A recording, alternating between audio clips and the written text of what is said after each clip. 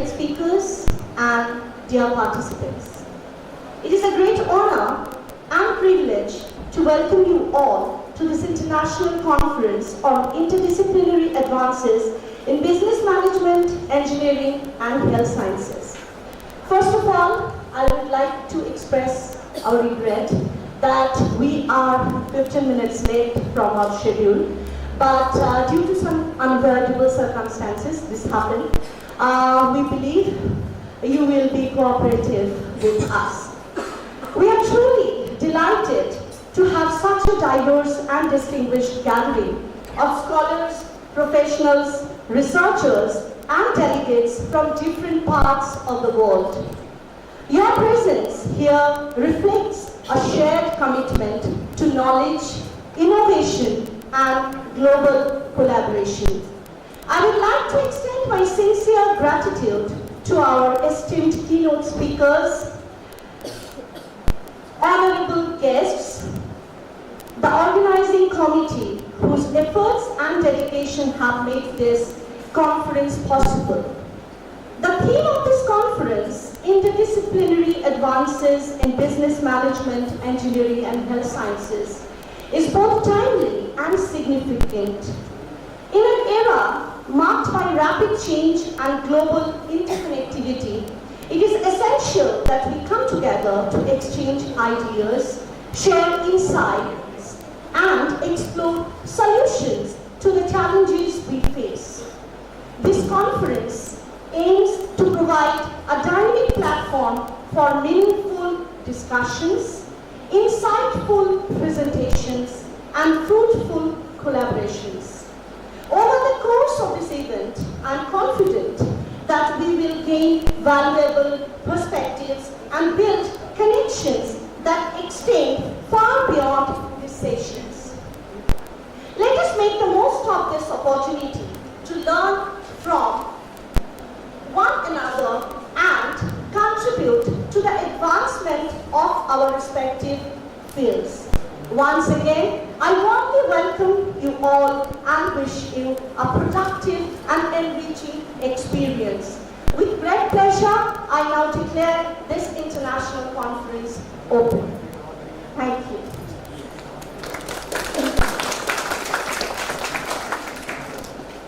Now, to initiate the program, we would request one of our students, Shyama Jha of MBA, to present her Ganesh Vandana.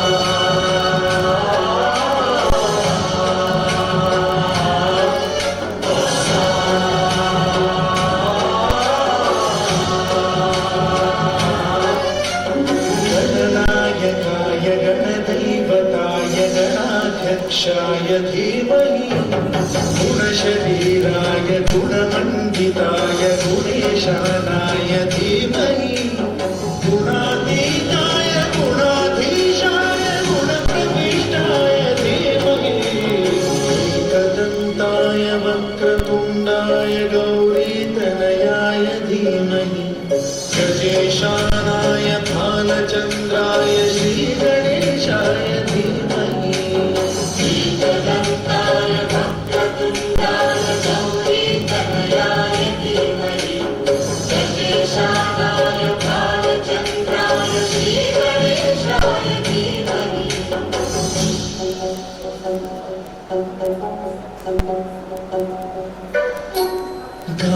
चतुराय गानप्राणाय गानान्तरात्मने गानोत्सुकाय गानमत्ताय गानोत्सुकमनसे गुरुपूजिताय गुरुदैवताय गुरुकुलस्थायिने गुरुविक्रमाय गुह्यप्रवराय गुरवे गुणगुरवे गुरुदैत्यगणक्षेत्रे गुरुधर्मसदाराध्याय गुरुपुत्रपरित्रात्रे गुरुपाखण्डखण्डकाय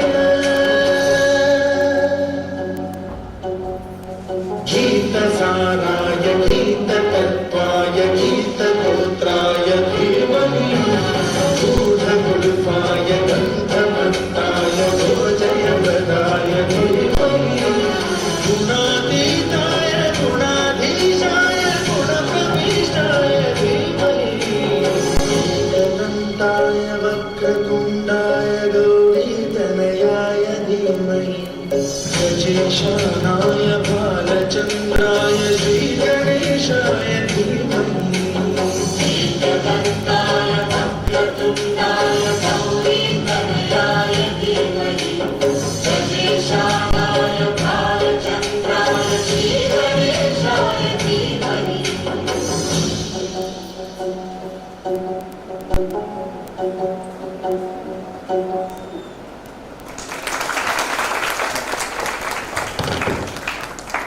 Now, it's the time to light the lamp, the light, which guides us in all our journey.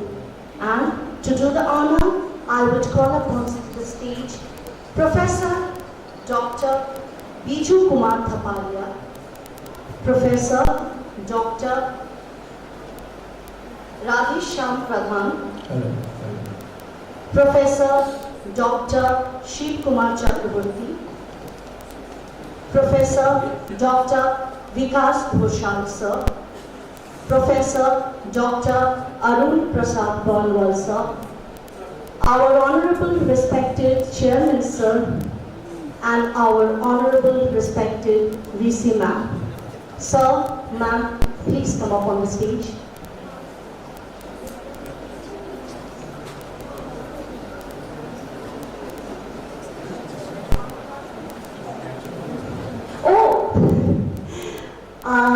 We'll also call up on stage our Honorable Director Sir, Shivam Chakraborty Sir, and convener of this conference, Professor Dr. Anand Mohan Sir.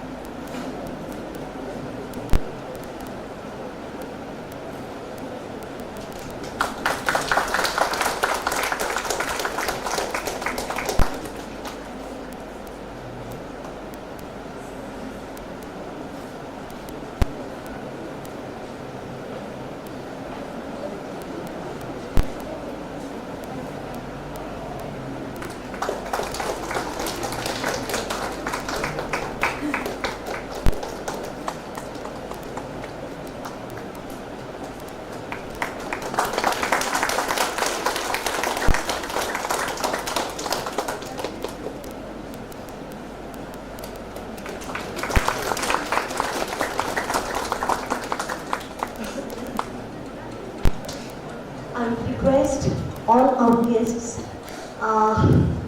Sir, please be on stage. I would request Honorable Chairman Sir and VC Ma'am and Shivam Sir also to be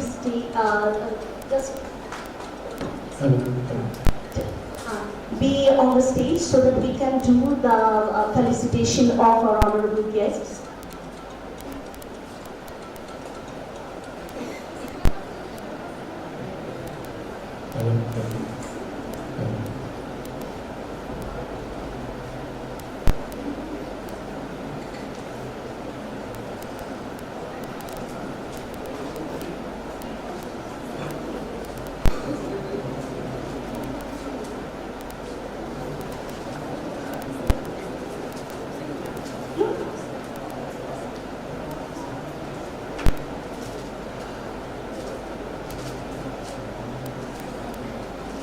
I would request Honorable Chairman Sir to do the felicitation first.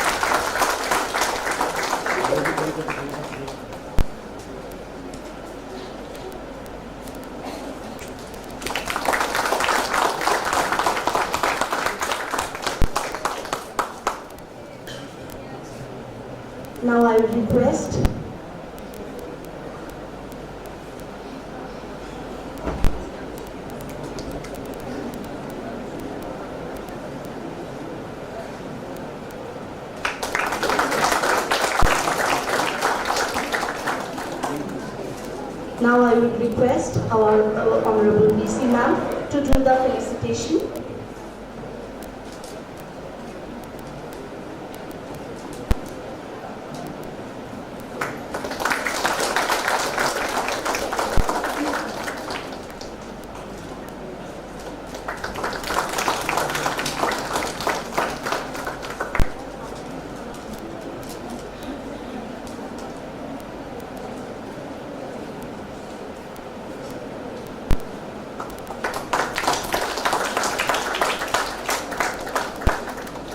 And now, our Honorable Director, Sir, to do the honor.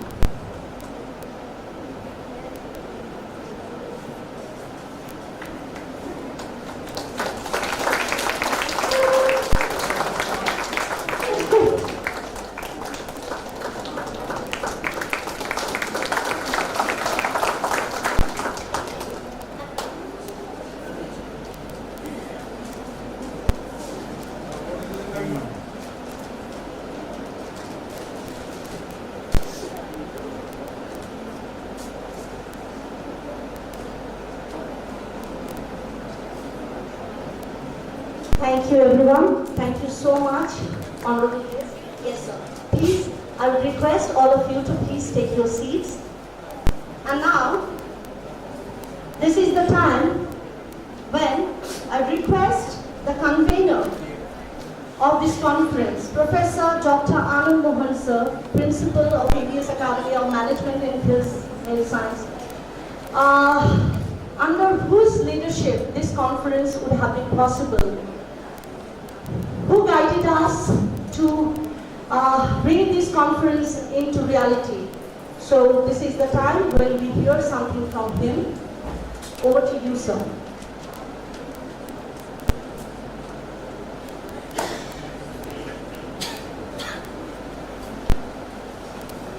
Respected Chairman Sir, VC Madam, Dr. S.K. Chakravarti Sir, Honorable Vice Chancellor of Purvanchal University, and my friend Dr. Biju Hapalia Sir, Dr. Rajesh Syam Sir, he is from Uniglobe, Academic Director of the Uniglobe, and from the Prokhara University, Dr. Vikas Musal and Dr. A.P. Barnoa, my distinguished guests, keynote speakers, faculty members, PIC, principals of the other colleges, HODs, students, research scholars, a warm welcome from ABS Academy and a pleasant way of management that we have shown today in the morning. You see, interdisciplinary concept is why it is interdisciplinary. First we have to think for the interdisciplinary because life is not constant. It is varies from the variable. In terms of mathematics we can say that variable is changing. So life is also changing. Even though IT is also changing. So in the era when we have learned when we are learning HTML at my time, I have learned HTML in the MCA. And you see now the HTML course is it in class 6. So you see how fast today's generation is.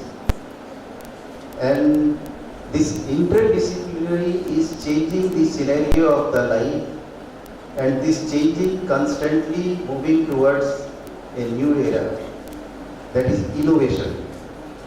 Innovation plays a very important role, and this innovation creates a lot of opportunity in the global era. So I think it can be maintained and it can be governed through the AI. And nowadays AI plays very important role and crucial role even in the management, engineering and the health science. Now nobody knows the concept of genome, nobody knows the concept of advanced technologies, architectures that we are learning in the era of the 70s, 80s, 90s. So, not taking so much time, today is the day for the speaker day, and I am grateful for the Vice Chancellor sir, the Pradhan sir and their constant help movement so that we are today here. And once again I tell you that this conference is coming with, I have received many papers, numerous papers from across the globe, across the states in the India. But functionally, we have chosen only 44.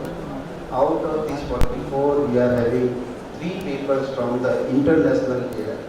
That is from the South Korea, Nepal, and one is from the North Korea also. In the India, we are having the 5 states. Out of these 27 states, we are receiving the paper from the 7 states.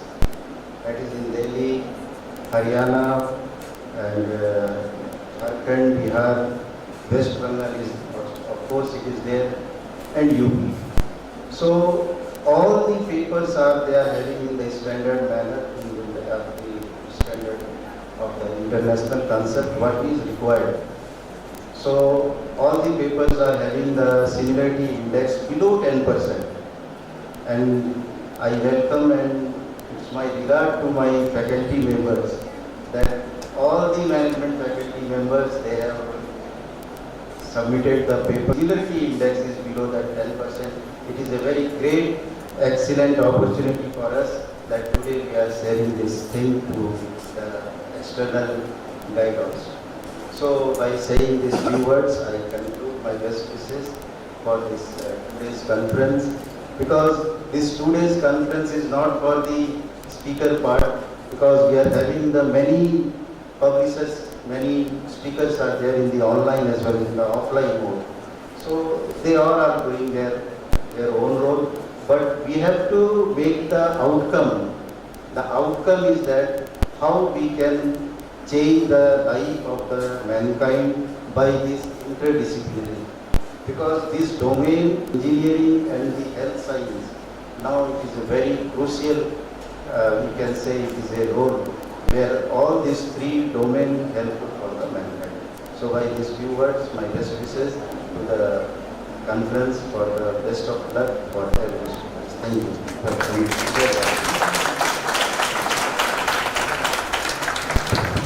Thank you so much, sir. Now it is time to request Professor Dr. Shiv Kumar Chakraborty, sir, to say a few words. We have always sought for his guidance in all possible ways, and he has always guided us the best way he could. So again, sir, it's a request.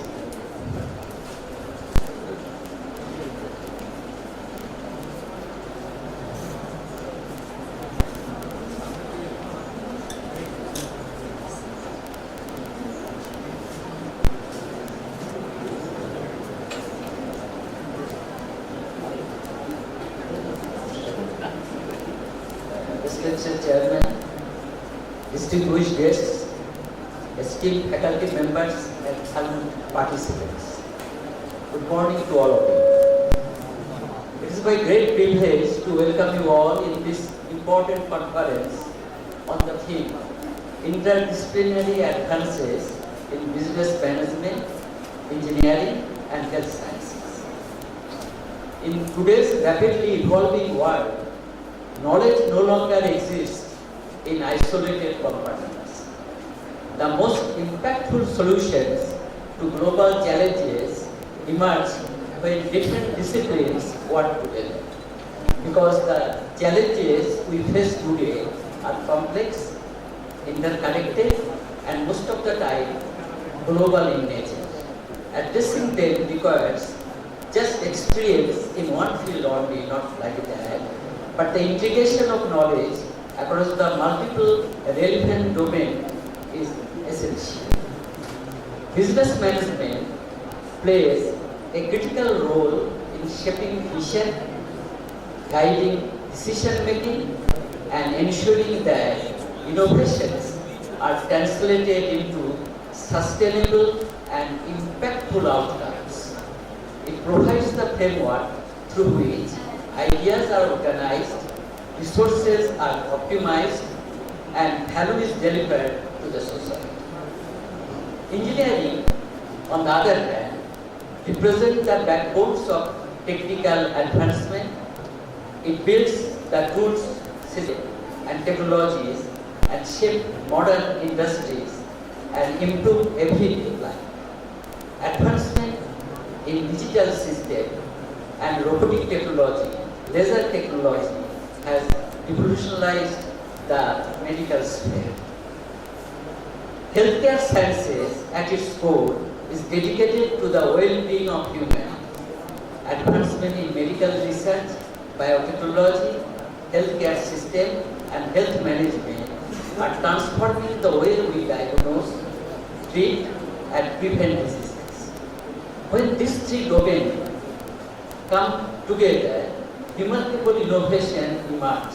We see that in AI-enabled diagnosis tool, improving accuracy and speed, smart healthcare systems, enhancing patient care, innovative medical devices developed through engineering excellence, efficient healthcare models driven by strong management practices. Such integration is no longer optional, it is essential now.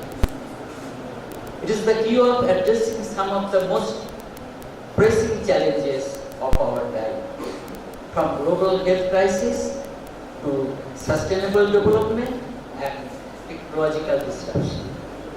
This conference serves as a valuable platform to bring together brilliant minds from academia, industry, and research. It provides an opportunity to exchange ideas, share knowledge, and build collaboration that can lead to impactful solutions. I am especially delighted to the participation from scholars, experts, and students of various regions and institutions. Your presence reflects the growing importance of interdisciplinary research and collaborative knowledge exchange. As we engage in discussion and presentation over the course of this conference, I encourage you to remain open to new ideas and collective thinking and seek opportunities of collaboration. Before I conclude, I extend my sincere gratitude to all the organizers and contributors whose dedication has made this event possible. Your effort have created a space where ideas can flourish and collaborators can begin. Let this gathering inspire us to think differently, work collaboratively, and strive for innovation that not only advance knowledge but also serve humanity. Wishing you a successful and enriching experience.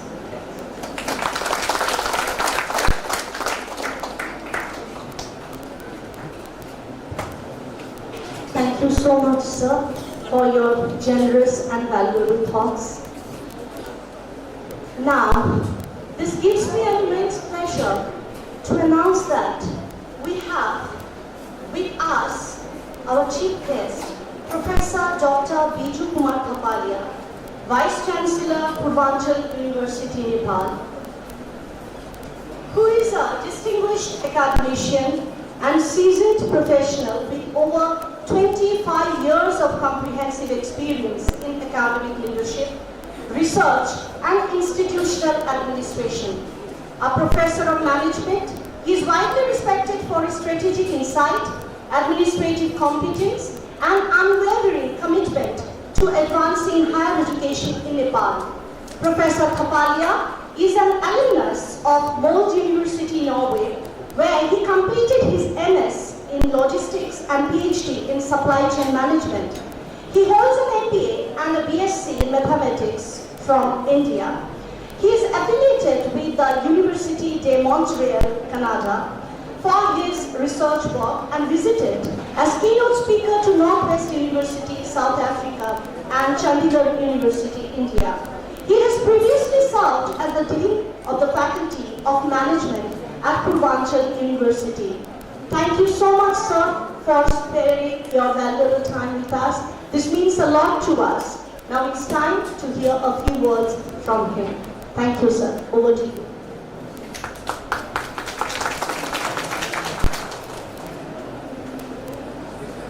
Thank you, ma'am, for a wonderful introduction of mine.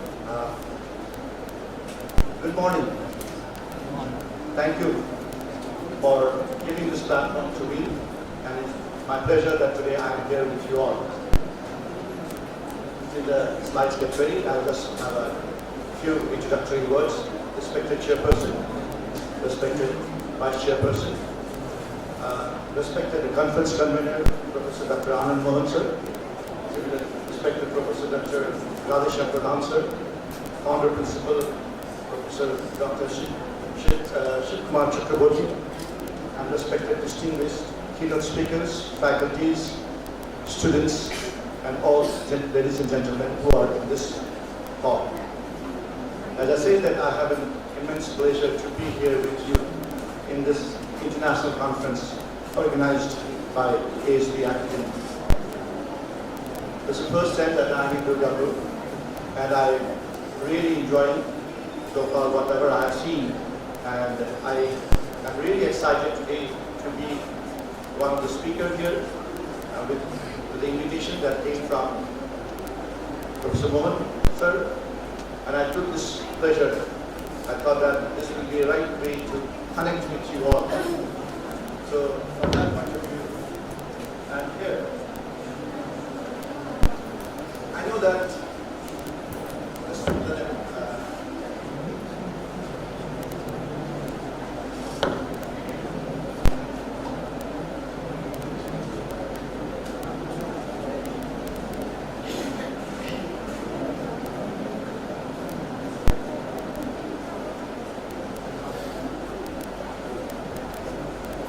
I think I should not stop, let them do the preparation. I will continue with my few introductory words.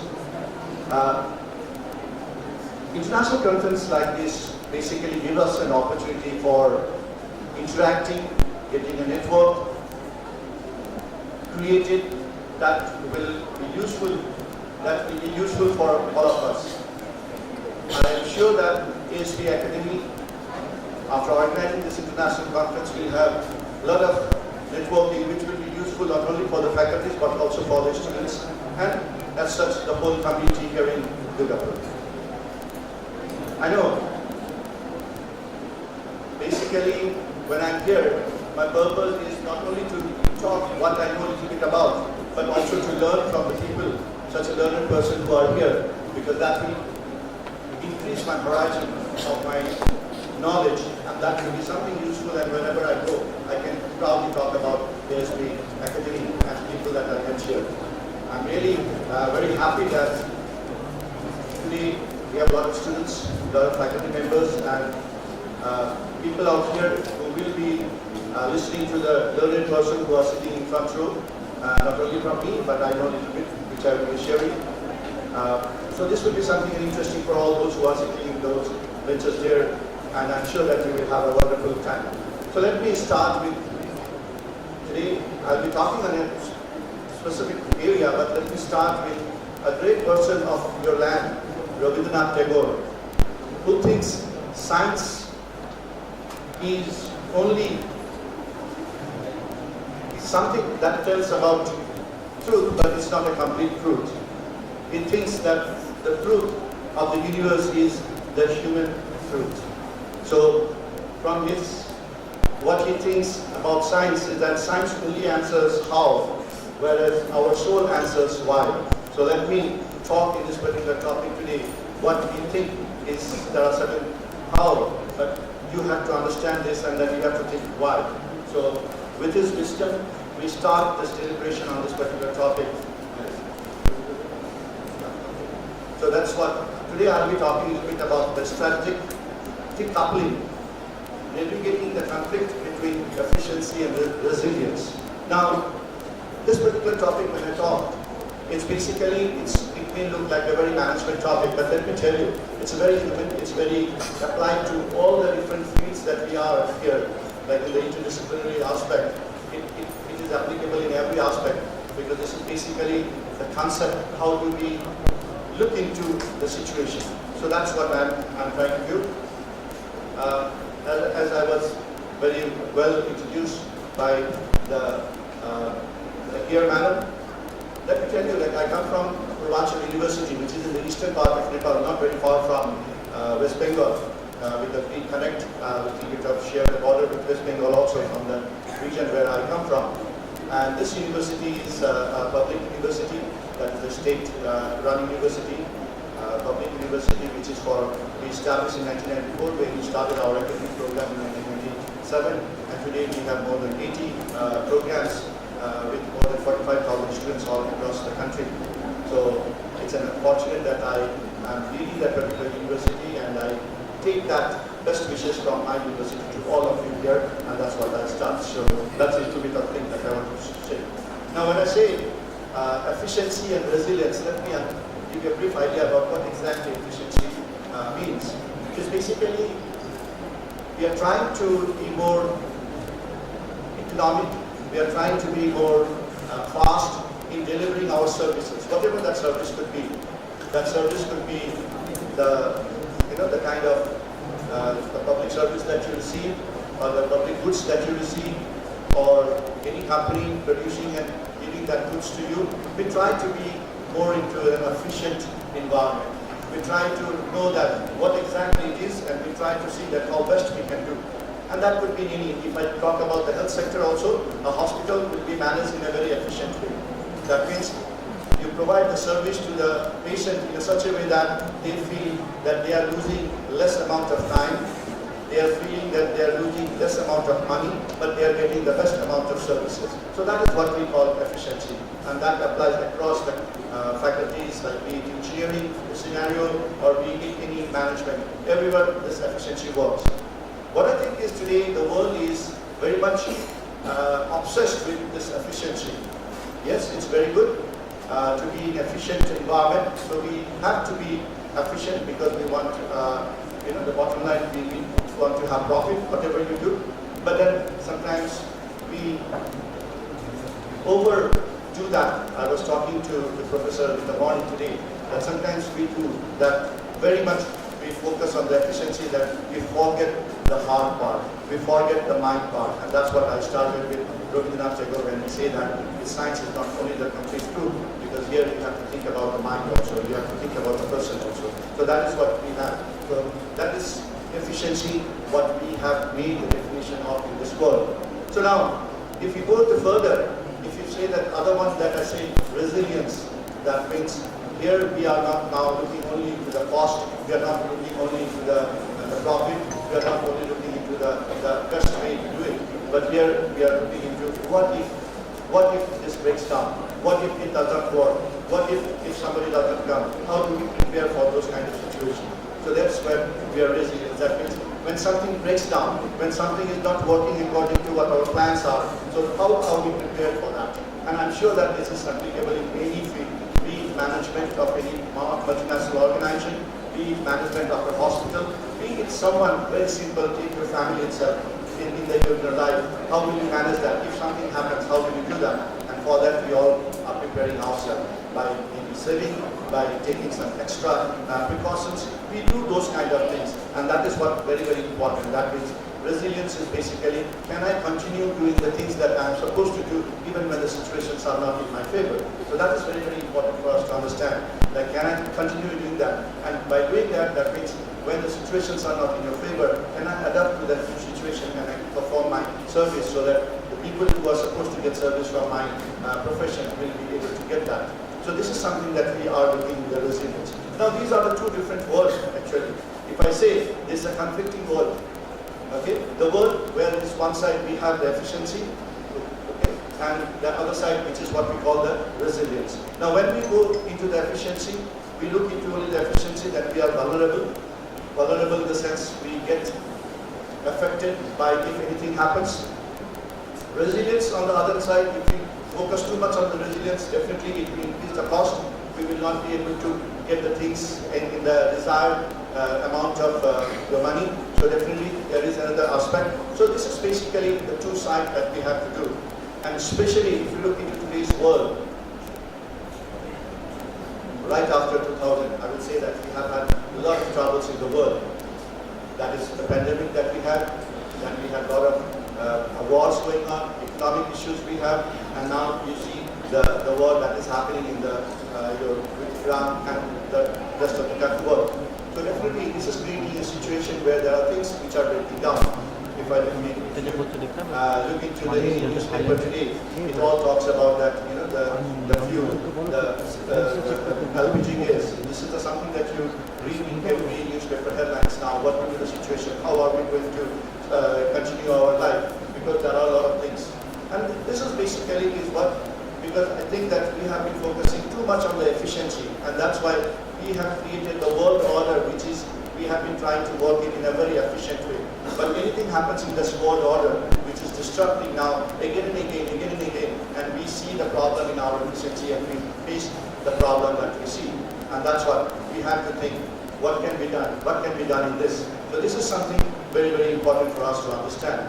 So there is a small, I don't know whether it's there or not. Basically, if you look into the cost and the resilience index, most of the efficiency, what we call the resilience trade-off, what should I have? Should I have very efficient organization or should I have a resilient organization? So in that case, if you see across the different industry, automobile, pharma, semiconductors, retail, energy, you will see how they have been working on things.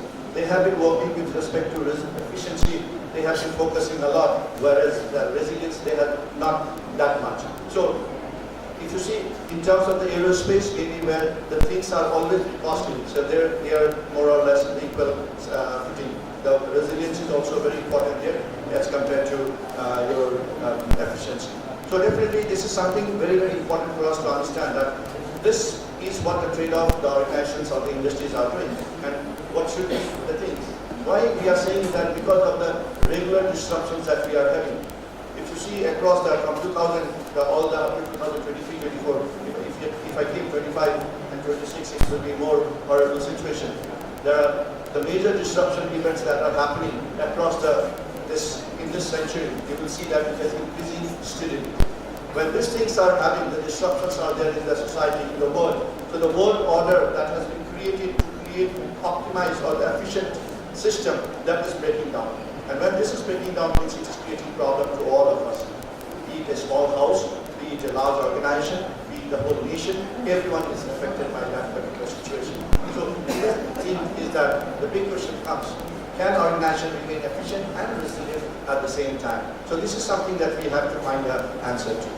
We have to find an answer to it. It's not that either of this. It has to be what, can I have a balance of these two so that we can create something better? So this is the norms now. The global disruptions are there, geopolitical tensions are there, a lot of climate risks are there, which is creating problem. There are certain landslides, there are certain kind of tsunami or typhoon coming in, and it's affecting the whole world. There are a lot of cases that you will see. We will talk about some of those cases also. So a lot of things is happening, the energy sectors. So this is something that we really have to understand, and that's what my point that is today that I wanted to talk about is that strategic decoupling. Now this word comes in.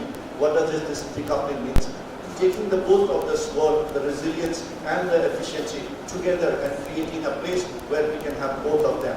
So this is something that we are talking about. So now I think the strategist, now I think the manager, now I think the leader, everyone should think from this point of view when we talk about strategic decoupling.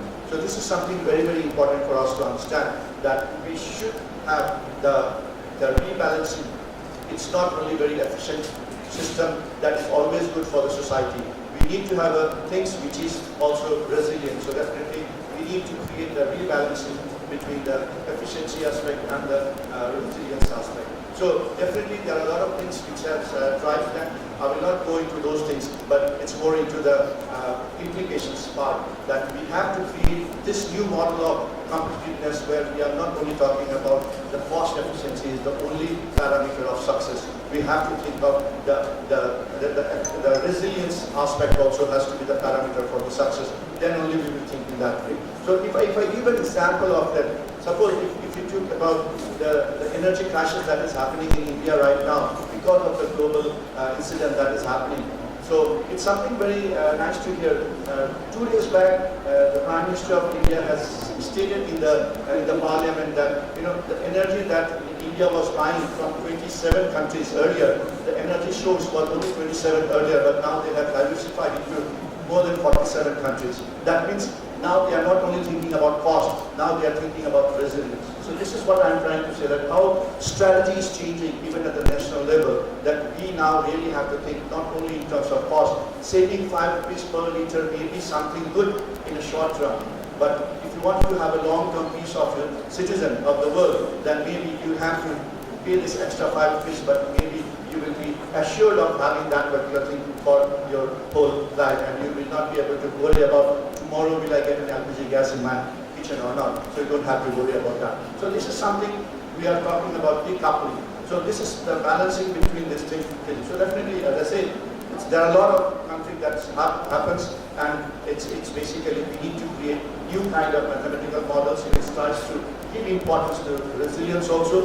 We need to talk about not only the lean, that means trying to minimize the wastage, but we also have to look into what are the things redundancy, where we can keep ourselves ready. So those kind of things we have to do. We have to look into the scenario planning for the shock, like who might have thought that USA will attack Iran and there will be suddenly a problem for all the ships coming to India from the Strait of Hormuz. So this is something we have to understand. We have to create for that particular kind of shock, and that is what we call preparation for your resilience. And that is what we need to find out new way of technology, new way of looking into all these things. So definitely there are a lot of case studies that we have. During the COVID, we have understood the pandemic that there was so much of shortage of medicines, and that created problem because at that time only people who could afford we were able to give that. So can we prepare a kind of a proper distribution system where we not only talk about efficiency, we not only talk about the cost, we talk about the resilience, that means we are able to serve the large number of people, and that is something very, very critical for us to understand, that can we prepare in that way. And this is something that we understand. During the COVID, one thing that I'm an area that we come from this area of supply chain management, where we have been talking about global order, a supply chain which is of the global level. But now, after the COVID, it has been realized that we should not focus more on the global supplies of everything. We should be more focused on the local level of supplies. If we kill the local level of supplies, if we are dependent only on the global supply chain, then what happens is that our local supply chains will be breaking down, and when we need, it will not be, it will not be able to function quickly. So we need to keep both the global for the efficiency part, but local for the resilience part also. We need to keep continuing those things. So this is something that we have to understand. So there. Similarly, we have seen the industries, across the industry. I've taken the example of semiconductors, which you might have read a lot about. What are the problems? One or two countries had a problem in the supply chain. The whole world had an effect on because of that semiconductors. One of the major component in any computing devices that goes to, and it has created a lot of problem across the world in terms of the supply of those goods. So similarly, energy diversification that I talked just now, that now we have to understand that energy should not be only from one source, there can be many sources that we have, and also from many different countries we need to serve. So the aspect is that we need to identify our facility and try to gap those facilities. So that is something we can understand from these three major cases. So if you see the resilience investment landscape, what is it? Basically, in one of the surveys it was say that investment, if you look into the areas which are doing kind of increasing the resilience is basically the supply diversification is one of the major area of work. Digital AI monitoring, this is actually increasing the resilience. That is what is happening, and I'm sure that India can play a very good role in that part. Similarly, strategic, our stockpiling. Earlier we used to call it, we used to have a standard of having stock go down, but slowly just in time and other things came up and we started minimizing our stock. But maybe having a stock, having some stock in the industry or in anywhere it's not that bad. So we need to think on that. So similarly, where the productions are. Earlier, every company were going into one particular country because that was the cheapest to make. But they realized that if anything wrong happens in that particular country, we are all affected. So maybe at a little bit higher cost, we need to manufacture it at our home. Maybe that is important for us. India can be a major substitute for the industries for producing. While only one country, so the whole world should focus on. So that kind of diversification of your the location of the industries also is very important. So these are the few things that is happening. And similarly, if you look into the kind of interest that is given, the return on investment, if you look into it, the one thing is that we need to plan properly, which that will give us more return in this kind of scenarios. So this is something that I want to say. Now, what should we do as an institution like academic, ASB Academy? What should we do? How can we contribute? What does a researcher, what does faculties who are here? So what can we do in this particular thing? So definitely this is something that I try to talk about, the policy recommendation on that aspect. So definitely we need to make people aware that the resilience impact is also a very important aspect, that we need to have an assessment of that.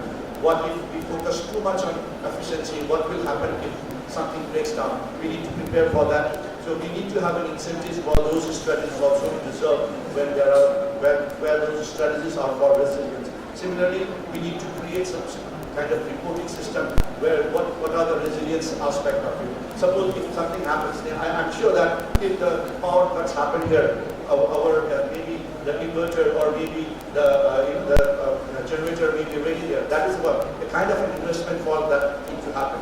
So this is something we need to have a mapping reporting. What exactly we are planning to do? How am I going to take action if something wrong happens? So those kind of reporting systems should also be there, and definitely we need to have a not only efficiency agreement between the countries but also resilience agreement also which we have, and that's where the academic policy researchers comes in what we should be prepared, and what way we should prepare our students who are going in the future to make decisions in any policy level, in any institution.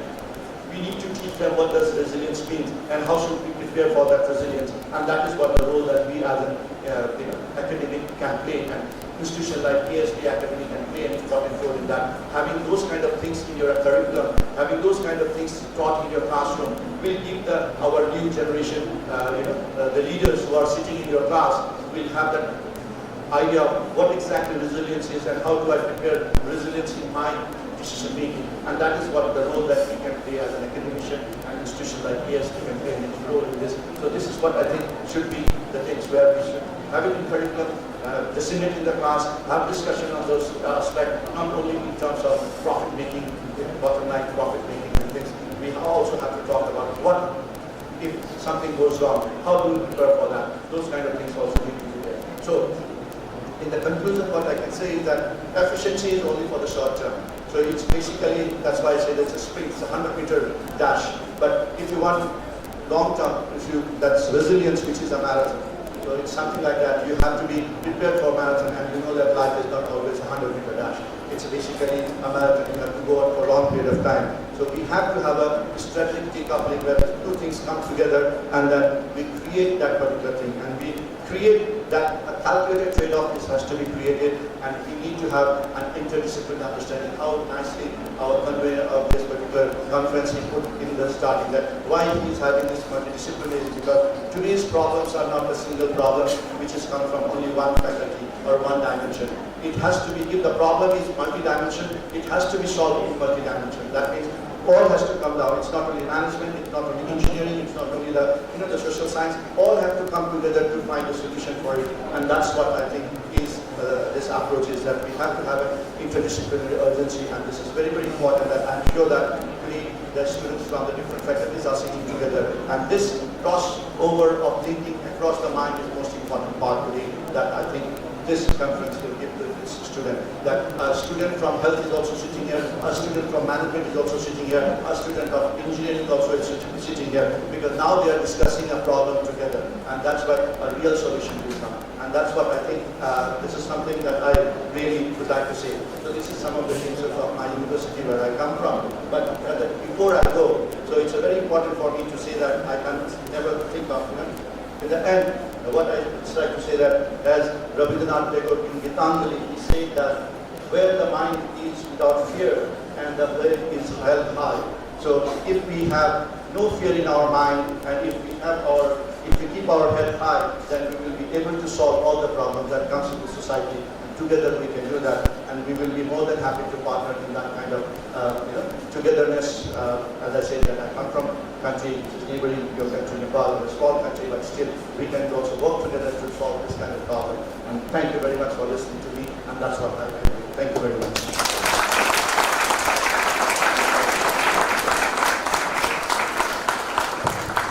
Thank you very much, sir. Any questions? Sir wants to take a few questions from the audience.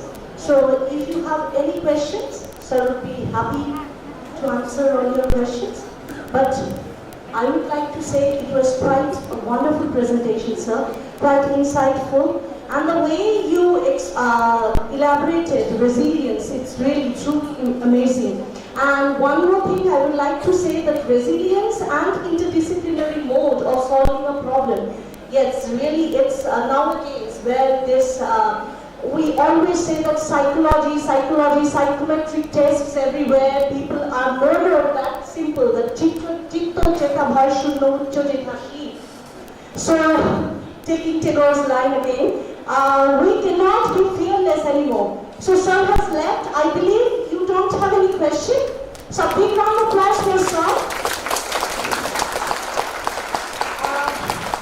Wonderful presentation it was. कहते हैं कि आगाज ऐसी है तो अंजाम कैसा होगा. We are really looking forward for the other presentation. We'll be taking further. Now I would call up on stage Professor Balaram Ghosh sir for a few words about this conference, because he was also an integral part of this organizing committee who took all the initiatives to make this event possible. Sir, over to you, sir. Thank you.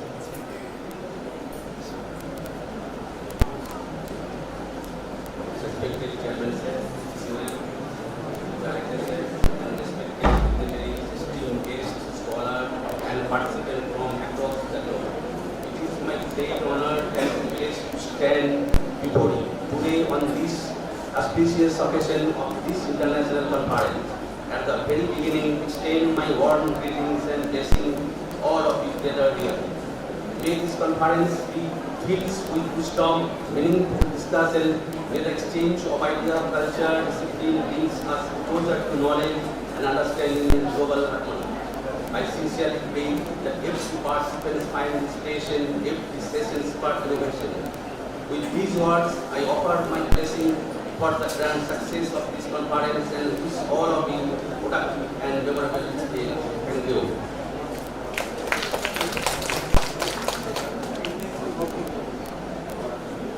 Thank you very much, sir. Now, it's time to call up on stage the Chief Patron, our Honorable Respected Chairman, sir, for his words of blessings. Without that, none of our events, none of our programs are complete, sir. So please, sir, please come up on stage and say a few words.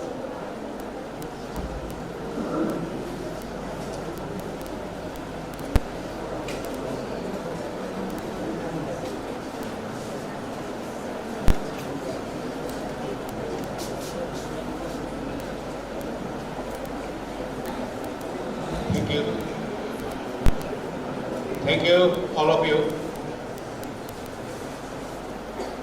I want to know, as one thing I want to know, what is the meaning of conference?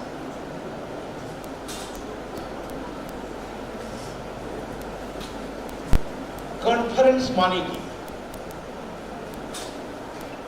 Definition of conference. Meaning is conference. If I don't know the disease, how can I suggest the medicine?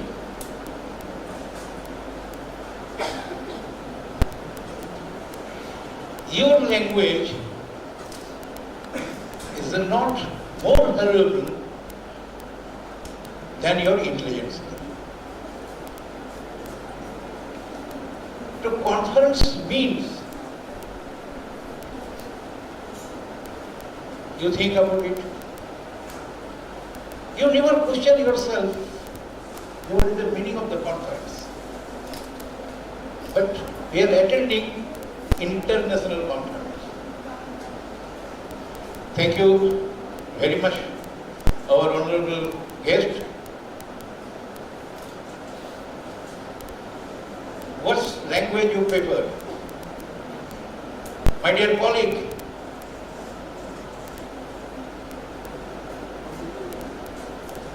you are not my student, you are not my teacher, you are not my subordinate, you are colleague. We are working together. We are growing together. So if I don't know the disease, how can I practice?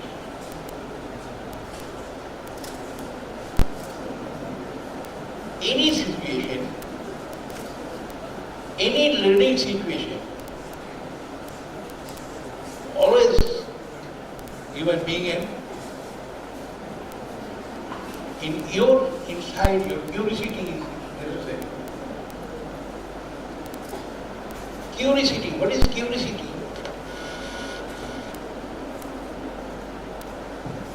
What is the result of curiosity? If the answer is come, the curiosity answer is come, it is the knowledge.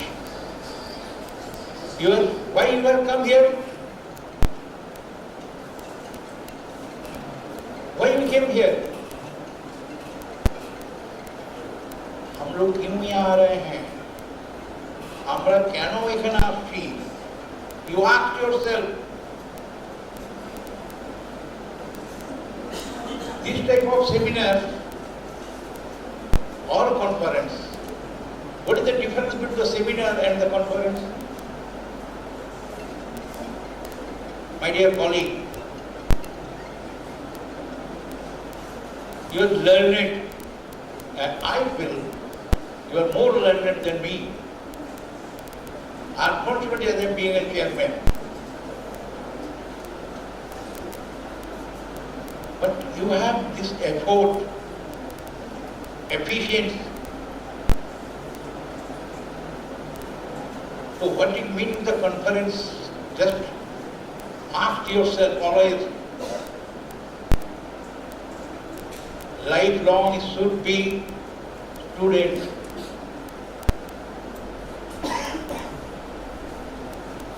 They told me, they suggest me to blessing some word.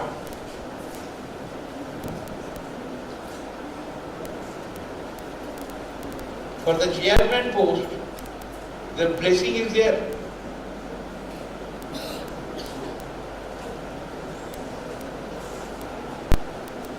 তো তোমরা যারা কিসে বুঝতে চাইছো, language, English, Hindi, Bangla, my dear student, তোমরা বসে আছো, বলো কিছু। আরে বলো, তোমরা বলো। আরে টিচার তোরা সুযোগ জিজ্ঞেস করো কি কে ল্যাঙ্গুয়েজ যায়।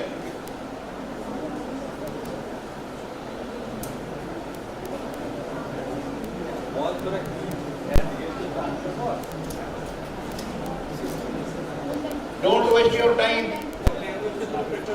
Time is more valuable.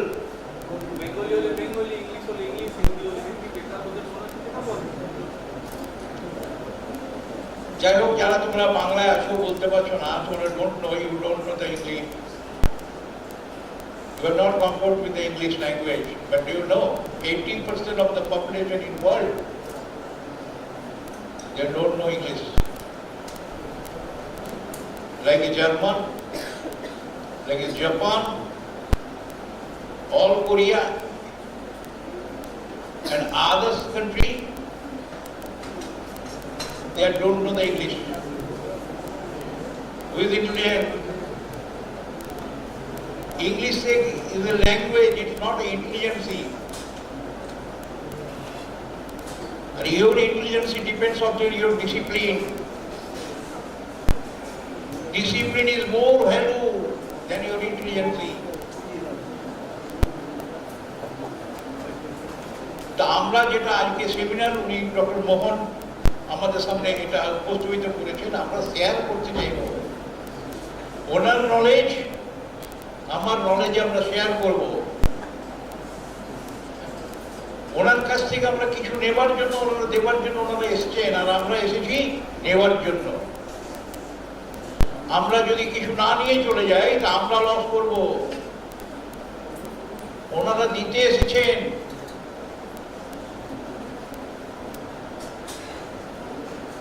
তোমরা সেটা তোমাদের কালেক্ট করতে হবে, কোশ্চেন রেজ করতে হবে। তোমাদের মনের মধ্যে কোশ্চেন করলে কখনো উত্তর পাবে না। ইউ আস্ক ইয়োরসেলফ যে কেন উত্তর কোশ্চেন করবো না, আমি তো এসছি, আমি আর্লি ইন দ্য মর্নিং উঠেছি, তারপরে এসেছি, সব কিছু করেছি। If you not learn anything from this seminar or this conference, why you came here?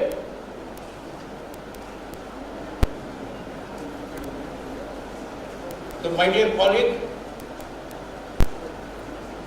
if you learn something, you being a competitor with you.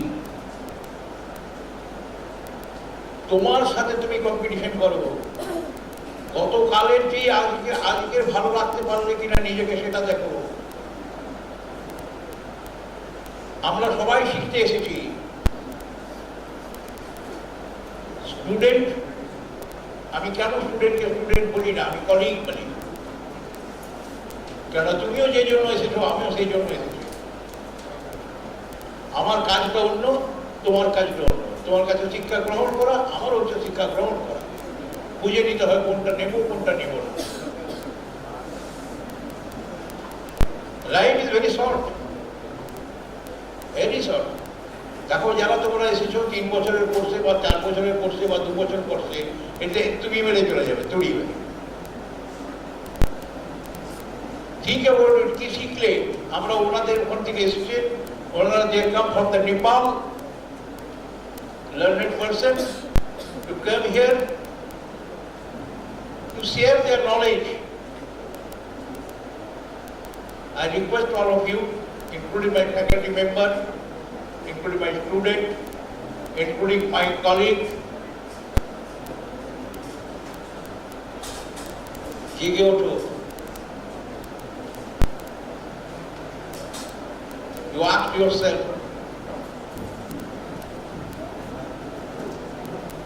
next question, not from my side, it's from your side. Okay, thank you very much to honor me.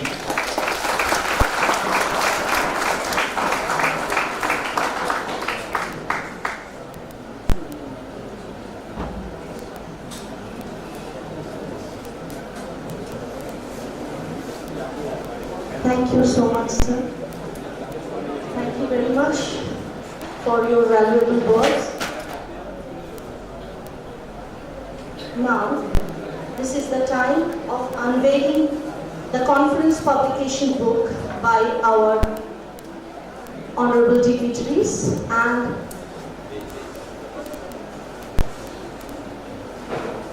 Chief Patron, Chairman Sir and VC Ma'am, and also the convener of this conference, Professor Dr. Anand Mohan. I would again request all the dignitaries to please come up on stage.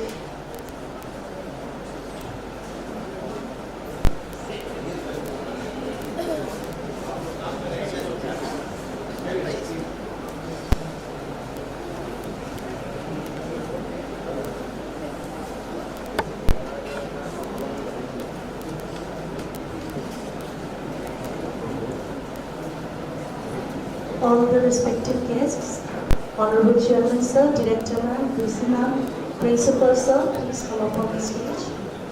We do the unveiling of our conference publication book.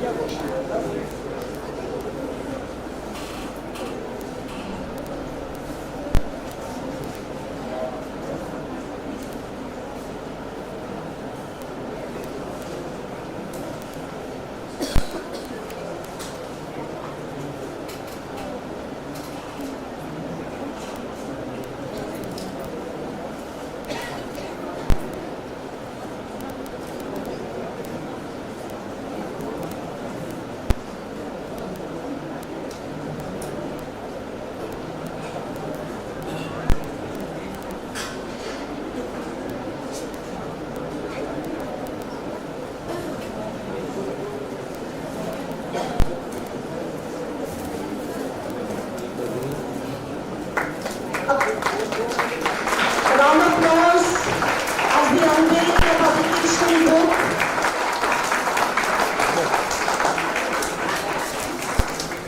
This is a great opportunity to witness such an event where our conference book, the international conference book for the very first time at ABS, is being unveiled by the honorable dignitaries and respected Chairman Sir, VC Ma'am, Director Sir, and Honorable Principal Sir.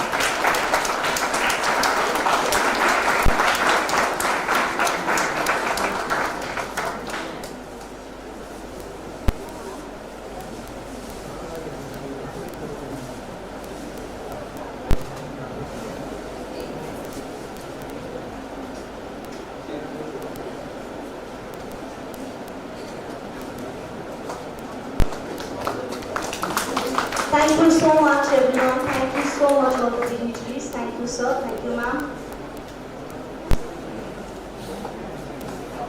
I request all of you to please take your seats.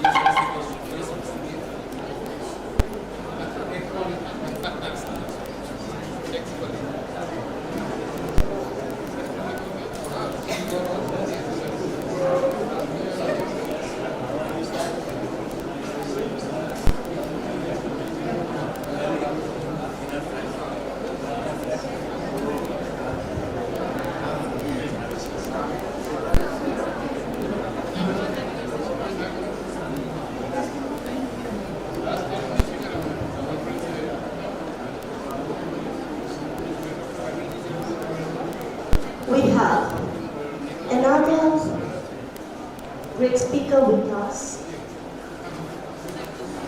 Professor Dr. Kamolrat from Sukhothai Thammasat Open University, Bangkok, Thailand. Dr. Kamolrat is Associate Professor in the School of Communication Arts at Sukhothai Thammasat Open University, Bangkok, Thailand, and the Chair of the Online International MA in Communication Arts for Asia program. She is also the Director of the Research Center of Communication and Development Knowledge Management, CCDKM, and consultant for the Thai Tech Center organization since its establishment in 2007. As a distinguished key actor in the field of DEVCOM, that is Development Communication in Thailand, and the Asia Pacific region from 2012 to 2015. Dr. Kamolrat was appointed the chair of the Asia Pacific Telecenter Network, and since then, she leads the mission of APTN's Executive Secretariat. Now it's time to have the plenary talk by Professor Dr. Kamolrat Interakat. We welcome you, ma'am. Am I audible? Thank you. Yes, ma'am. Over to you, ma'am. Thank you. Yeah. Good morning. Sawadee. Good morning from Thailand. My voice is okay? Yes, ma'am. Yes? Yes. Is my voice okay? Yes, ma'am. We can hear you. Okay. Thank you. Yeah. Very good morning from Thailand, from my university. Honored guest.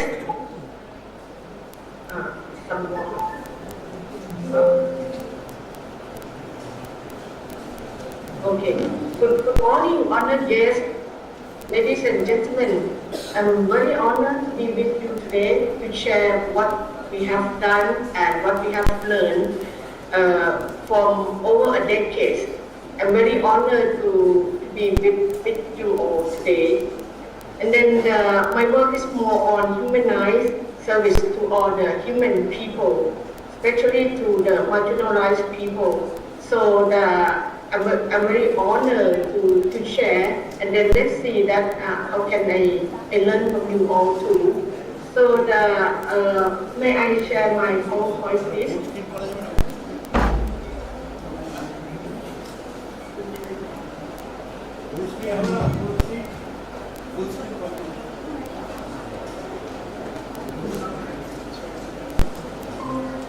We can hear you, ma'am. You may continue.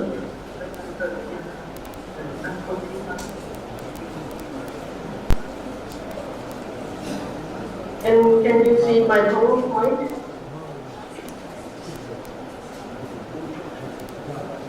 Not yet, right? No, not yet, ma'am.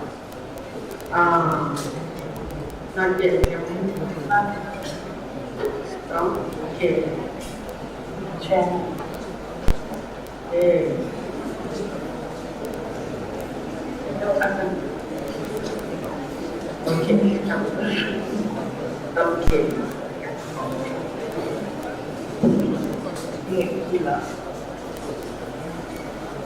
Yes, ma'am. Now it's visible. We can say that. Thank you. Thank you so much. Thank you. Okay. So apologize for this inconvenience, but I would like to say that I'm very honored to be with you all again, and then always that it's very honored to have a chance to share what we have done in our country and also in the region. My university in nickname, Thai people always have nickname, so our nickname is People Open University. So the principle of our university is kind of open scenario, open to all. So this is what we would like to share with you in this short time. So we all agree that under this scenario of kinds of bombarding of kinds of technology and generation gap and people gap and environment gap, all kinds of things. So this is all defined. It's very challenging, you know. It's very challenging that how can we survive together, we successfully and happily together. So that's the how. So with my experience in working with people and technology, we found out that in my real experience, you know, technology for me and for my people, especially among the marginalized people, is no doubt, it's not the main question, it's not the main challenge, but the main challenge is how can we use it? How can we use it? So that's the how. So how can we integrate technology to the human people? How can we ensure that everyone can be benefit from the technology? So the key point is how can we can touching the people with kind of let them know that knowledge, let them have a good attitude and confidence, and let them have skill to stay with the technology. That's how we work. And then our mission with the technology for a decade with our research center is technology for all. So even though they are handicapped, the blind, the deaf, or kind of thing, so our duty is how can we link technology with the people. That's how, and we found out that it is even more easier that technology is more friendly, especially AI. So not only among all the marginal groups, we also confronting kinds of generation gap also. So how can the technology can fulfill or answer all the generation? So in the sake of health service or ecosystem of health service, so in our Thailand we concern the health issue in the holistically. Human being will be happy.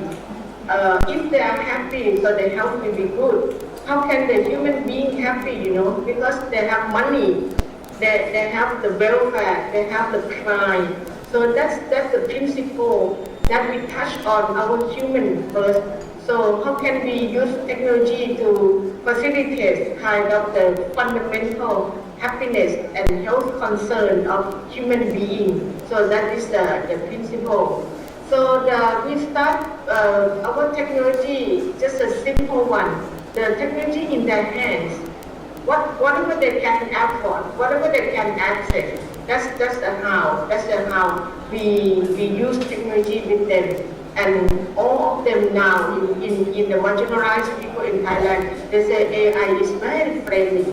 How can we use it? So this is an example that we use technology in their hands to make a basic happiness, a basic health. That is the economic dimension.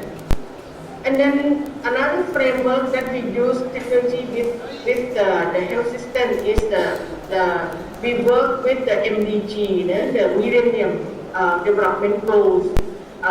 We focus on the earn a living, we focus on the job kind of thing, and then come up to be the SDG. And then we try to frame our human technology and health concern in this kind of. So we have experience, we have pilot or experiment a lot of projects. Like the latest one is kind of the blended mode instruction. That is we call it blended or BMI. So the meaning is how can we blend between the human and technology together under all kinds of relevant interdisciplinary innovation kind of thing. So we link with kind of the STEAM, the MOOC, and the lifelong learning together. So that's how we use. And then we also found out that the main paradigm that we back up our pilot project in many dimensions is kind of the integration, the integration between the traditional, that is human-based, and then the digital paradigm. We still use a lot of digital devices, and then also the intelligent or AI paradigm together, and then let them facilitate, integrate among each other. So that's how we use.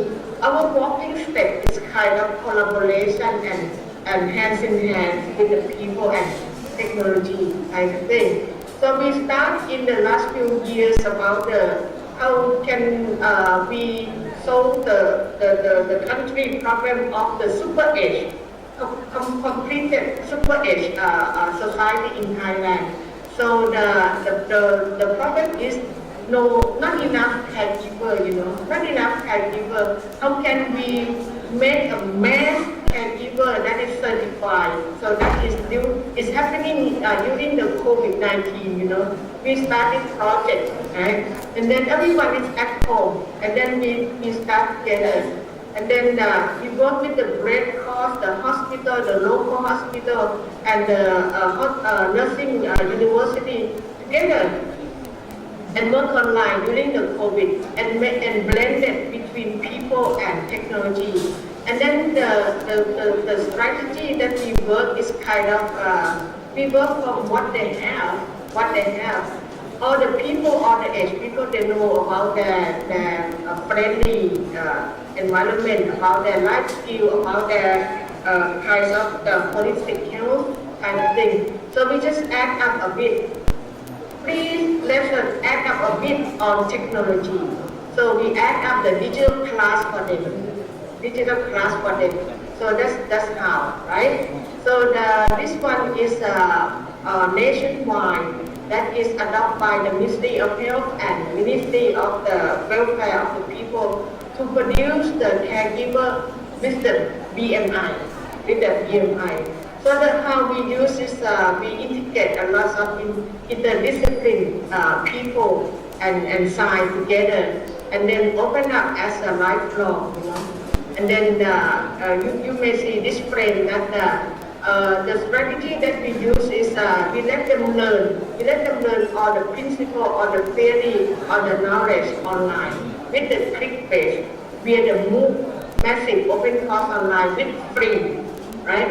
And then after they certify, they can pass the online, they can access to the local hospital that is certified by the project, and then train there. After they got trained, they have to do the real practice, and then real implement in the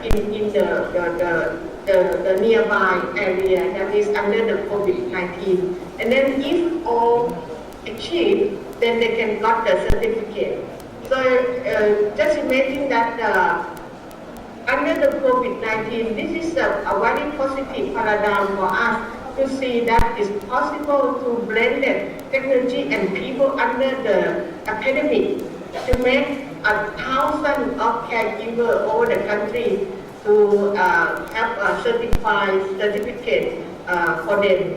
And then we also make more value to them. Yes, you achieve to be a professional caregiver. You got certificate, and then we add among the policy partners to add up kinds of more value.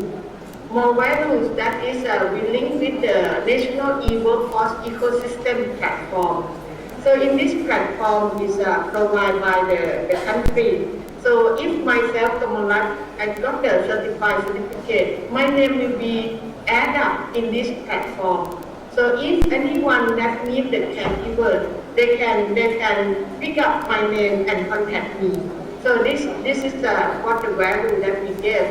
And then that is fundamental. And then many of the caregivers, their dream is to be more professional nurses, professional caregivers. So we provide more professional advanced tests for them. So this is how. So we add up more and more the BMI to let them train and work together at the same time. So this paradigm is the how we use, right? We frame our project with all the integrated paradigm. we will not avoid the traditional paradigm. We also use it because people is with that, and then we link them with the intelligent paradigm, with them with AI. So I think that by this kind of phenomena, I would like to say that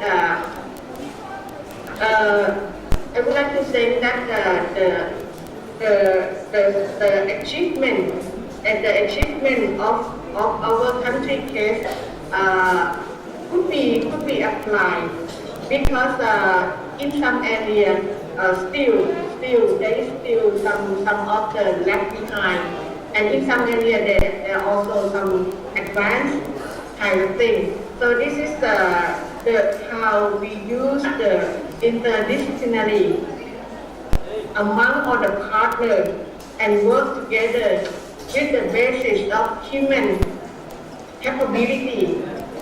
Use technology that they feel comfortable, they feel affordable, and then after that we build up. Many of them grown up to be the professional nurse. Many of them grown up to be the university level. Many of them satisfied with that one. They just earn more a living in earning from in the career of caregiver. So I think that this policy still continue, but be more because in Thailand now, or the sub-district or in the village, we have the local hospital over the country, and in each hospital, the government provide one IT or one AI staff. That is a must for every local hospital because the policy has approved that with the blended model, everything could be happen.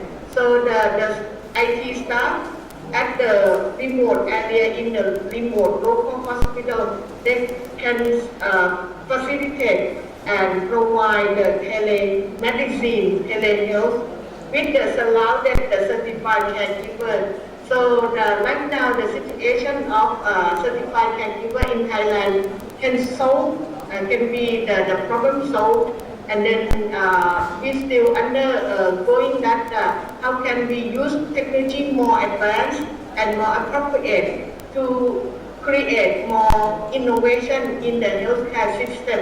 That's the how, especially the long-term care, the community care, and the family care. Yes, we start from the healthcare system. Yes, so I think that we are very proud that this case study with the trial and error during the COVID pandemic, it could provide the lesson learned that hey, if we can integrate more paradigm, more technology with people appropriately, there is a miracle there. So I would like to say that I'm very honored to share my project with this. So maybe some comment from you all. Thank you so much. ขอบคุณมากค่ะ สวัสดีค่ะ Namaste.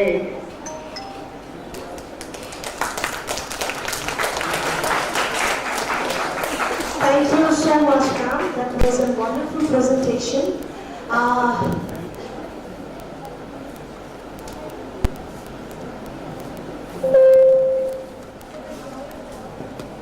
Thank you, ma'am. Am I audible?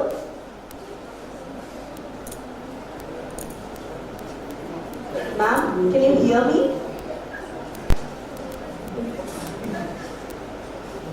Hello?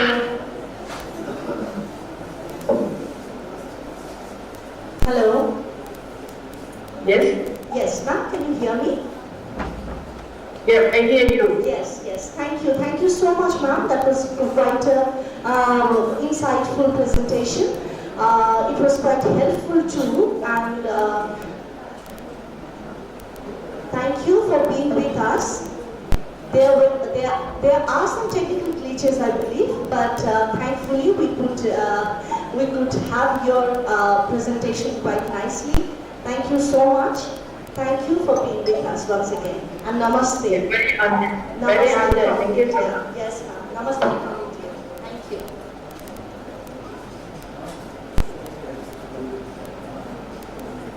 We have one more eminent speaker with us. He is Dr.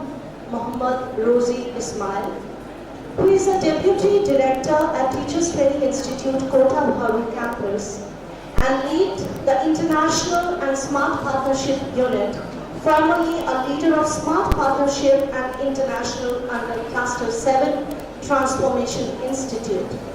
Teacher Education, Assistant Director and Head of Unit of International Relations in Research Development.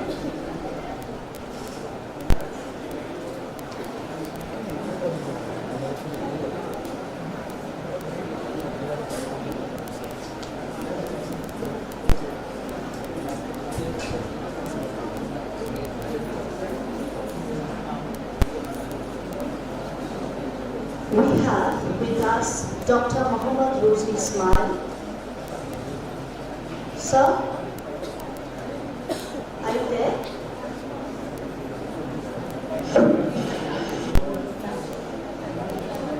Am I audible to you, sir?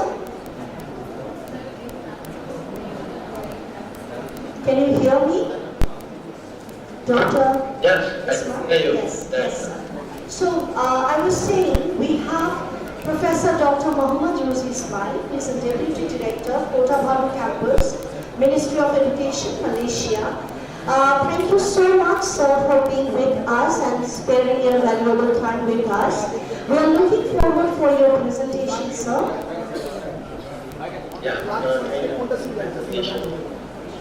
Yeah, I'll make it now.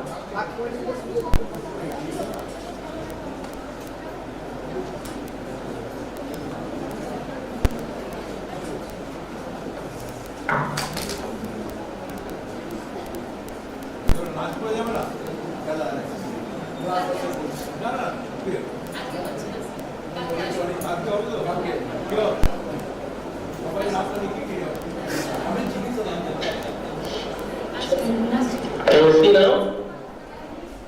Yes, sir, you are audible. Okay, can I start now?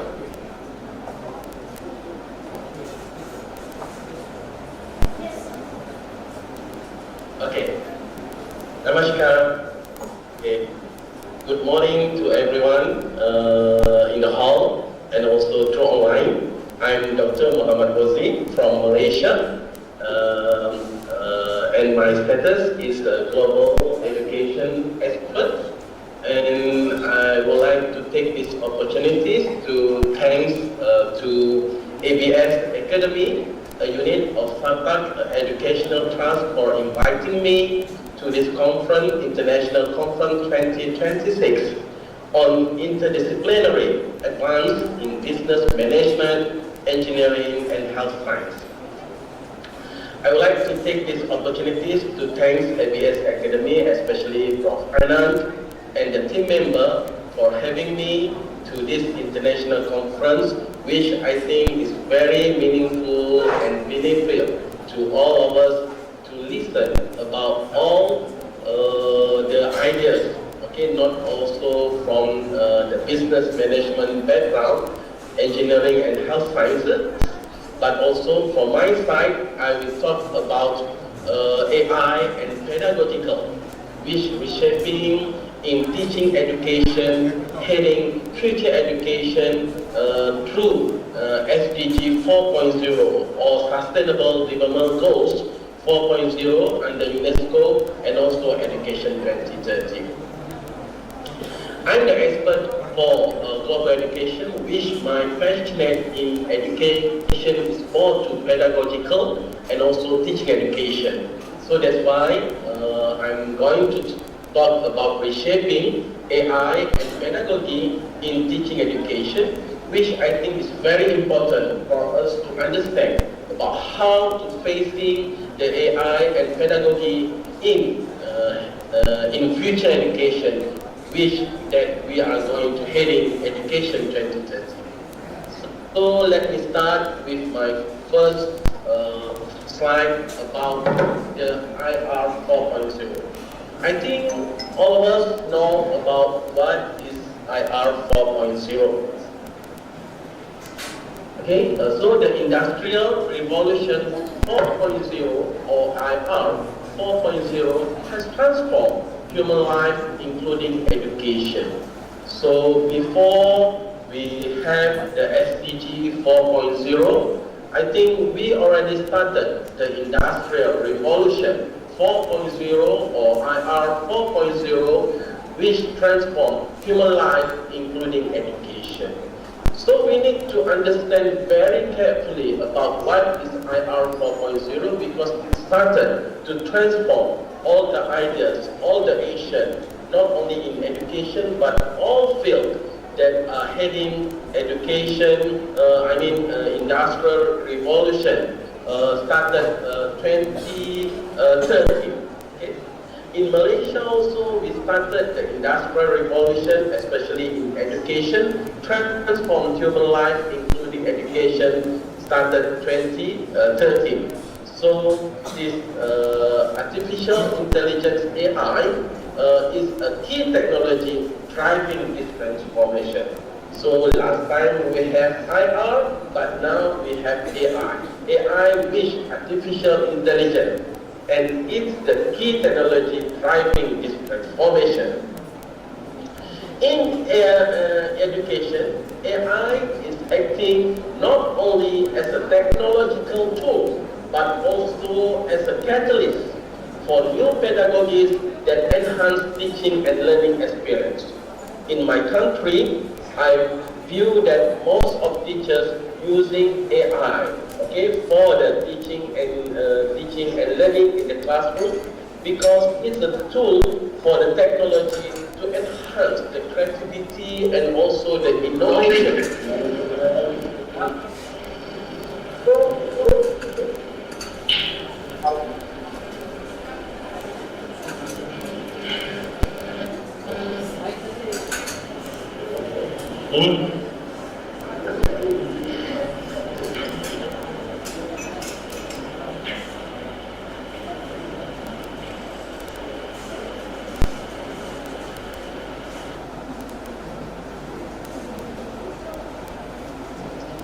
Can you hear me now? Hello? Yes, I can hear you now. And can you see the slide? I didn't see the slide. Okay, let me check it again. Okay.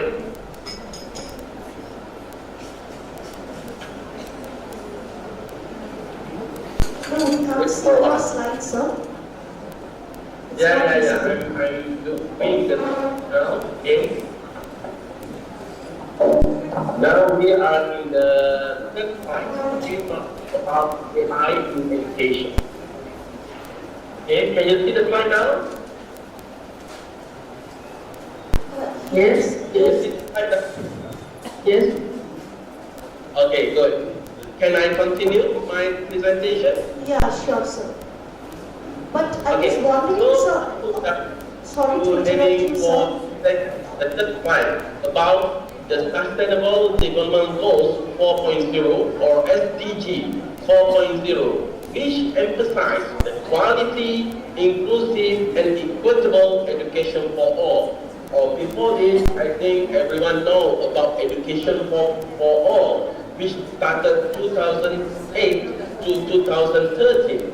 So after the Education for All Act, we're heading to the Education 2030, which include in the Sustainable Development Goals 4.0 or SDG 4.0, which emphasize quality, inclusive, and equitable education for all.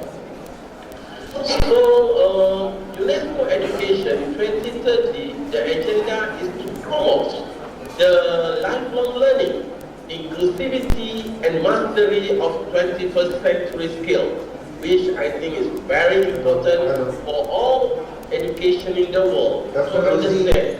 Dr. Rosie, please. Education 2030 agendas. It promotes lifelong learning, Hello. inclusivity, and mastery of 21st century skills to all students without cares about their education background. It is more about NCLP, which Yes, more Dr. child Rosie. life is. We would like to give the quality education to all students in the world because it's very heading education Dr. 2030. Rosie, please. Hello. So, including in Malaysia, teacher education in Malaysia must evolve to produce educators who are psychologically literate and also skilled in integrating AI into pedagogy. So this is not important because we need to include AI in technology literate and also skill integrating AI into pedagogy because they need to understand what is the best tool for them to teach and learning in the classroom. So let me go to the next slide. So what is the challenge for using AI in pedagogical teaching and learning in school? The current level of AI or artificial intelligence integration in teacher education now it remains low. So that's why the focus is still on basic digital tools such as learning management system or LMS and the presentation software and the virtual communication platform because we want to enhance more digital tools in the classroom during the teaching and learning. So these advanced AI tools like adaptive learning system, learning analytics, AI chatbots, smart gamification, and VR or AR are underutilized. We have to use all these kind of tools in teaching and learning because it will adapt the learning system in the classroom. So not only teachers have to use it very good in the classroom, but also to students. They have to understand what is the new concept of teaching and learning in the classroom by using AI. Okay. Now let me go to the next slide. It's about the need for AI based on pedagogical. When we are talking about the teaching education, also is related to the good pedagogical using by teachers in the classroom. So now, not only the physically pedagogical that we have to use in the classroom, but somehow we have to use the need for AI based on pedagogical because the tools of the teaching and learning in the classroom now is most has used the tools of technologies. So, but the challenge for use AI in pedagogical, there is a gap between future educational needs and current teachers' competencies. I view that new curriculum tries AI technological in teaching and learning, but it's a gap between needs because future education needs more technology in teaching and learning, but the current teachers has a very low idea about how to apply the new idea of technology in teaching and learning. So that is the most challenge for us to apply the good AI in pedagogical. We have to train them a lot of things, how to apply the technological in the classroom. Not only the teachers, but also the students. So AI-based pedagogy is crucial. First is to equip teachers with literacy and digital competencies. This is the first challenge by using AI in the pedagogical teaching and learning in the classroom. Again, it's about how to equip teachers with AI, literacy, and digital competencies. Second is promote ethical use of technology. I remember when I was invited to give a talk at a forum of educational technology in Singapore, we are talking more about how the ethical of use the technology in the classroom. Because we are facing about the trustworthiness, okay, about the trust, not only for the lecturer, not only for the teachers, but of course the trust must come from the student. We give them a lot of homework, we give them a lot of assignment, we give them a lot of tasks, but are you sure that they are doing all the tasks by their own intelligence, by their own technology, but not the copy paste or what we can say, just copy everything from AI and make it as the answer for the assignment. So this is what we say about how to make sure the ethical by use methodology that we are facing the most challenge in pedagogical about using AI in teaching and learning. And the third one is about support the creation of balanced, holistic and competitive learning society. For my view, we need to give teachers a good, well preparation about how to use the tools of technology, especially in AI. Because we have to understand that nowadays, the students, they are more advanced. They know how to use the high tools in technologies in doing their studies, in doing their homework, in doing their assignments. So we need to make sure that the teachers first have to be very competently and support them by creation of a balanced, holistic and competitive learning society so that the readiness for teachers are good to face the student with all the good materials in education technology. Okay? So let me talk about the proposal why I make this paper. Okay? AI and technology must go balanced in future education.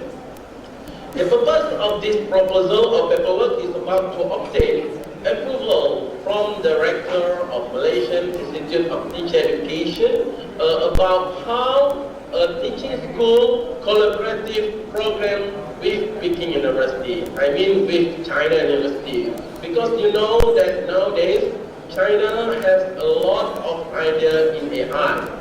So that's why we try to engage our institute with China University because we want to learn with them about how they use the AI in their university. The second one is a meaningful learning pedagogical capacity visit to Beijing Foreign Studies University, also in China, to see how they use the tools of technology in their learning and teaching in the classroom. And the objective of this proposal or paperwork is to provide global exposure to our teachers' trainees to make sure that they will understand about how to use the tool and technology in their teaching and learning. And last but not least, is about to introduce the teaching school and also the KPPB program internationally, especially to China. And I'm very sure after we have a very successful this proposal to China, I will bring this to India, especially to ABS Academy, to share about how our proposal to make sure the future education will related to future technology in teaching and learning in the classroom. Okay? So now let me talk about the background of this proposal. It's about the AR, IR, this one. Okay, the IR 4.0 era position AI as the main driver of global education transformation. AI is not just a tool, it is a pedagogical instrument that enriches teaching and learning. And teacher education must integrate. So this is the key point of this paperwork. This is about the teacher education must integrate AI effectively to achieve first the quality education under SDG 4.0 or Sustainable Development Goals 4.0, which heading the education of UNESCO under 2030 education agenda. Sorry. Excuse me. Okay, so again, the background of this this proposal, my paperwork is about future education requires pedagogy that is teachers must develop new competencies. So this is paperwork about how the research to see the teachers must develop new competencies in few items. First is about to personalize, okay. Second is to collaborative. Third, to make sure that pedagogy will be more creative. And the last one is about the data-centric. And four teachers must develop new competencies in. First, we must talk about curriculum design. Second is about AI-based teaching. Third is about learning analytics. And last but not least is about digital literacy. So both sides, the background about future education requires pedagogy and also teachers must develop new competency is very important because by ensure that teachers is adapting all these items, the AI in pedagogical will look smooth and much easier to be understood. Okay, again, I will talk about the formation of AI-based pedagogy ensures continuity of educational excellence. So the internationalization program by my campus aims to see the empower not only for students and lecturers with AI and pedagogical innovation, and also to see the strengthened global level teacher training.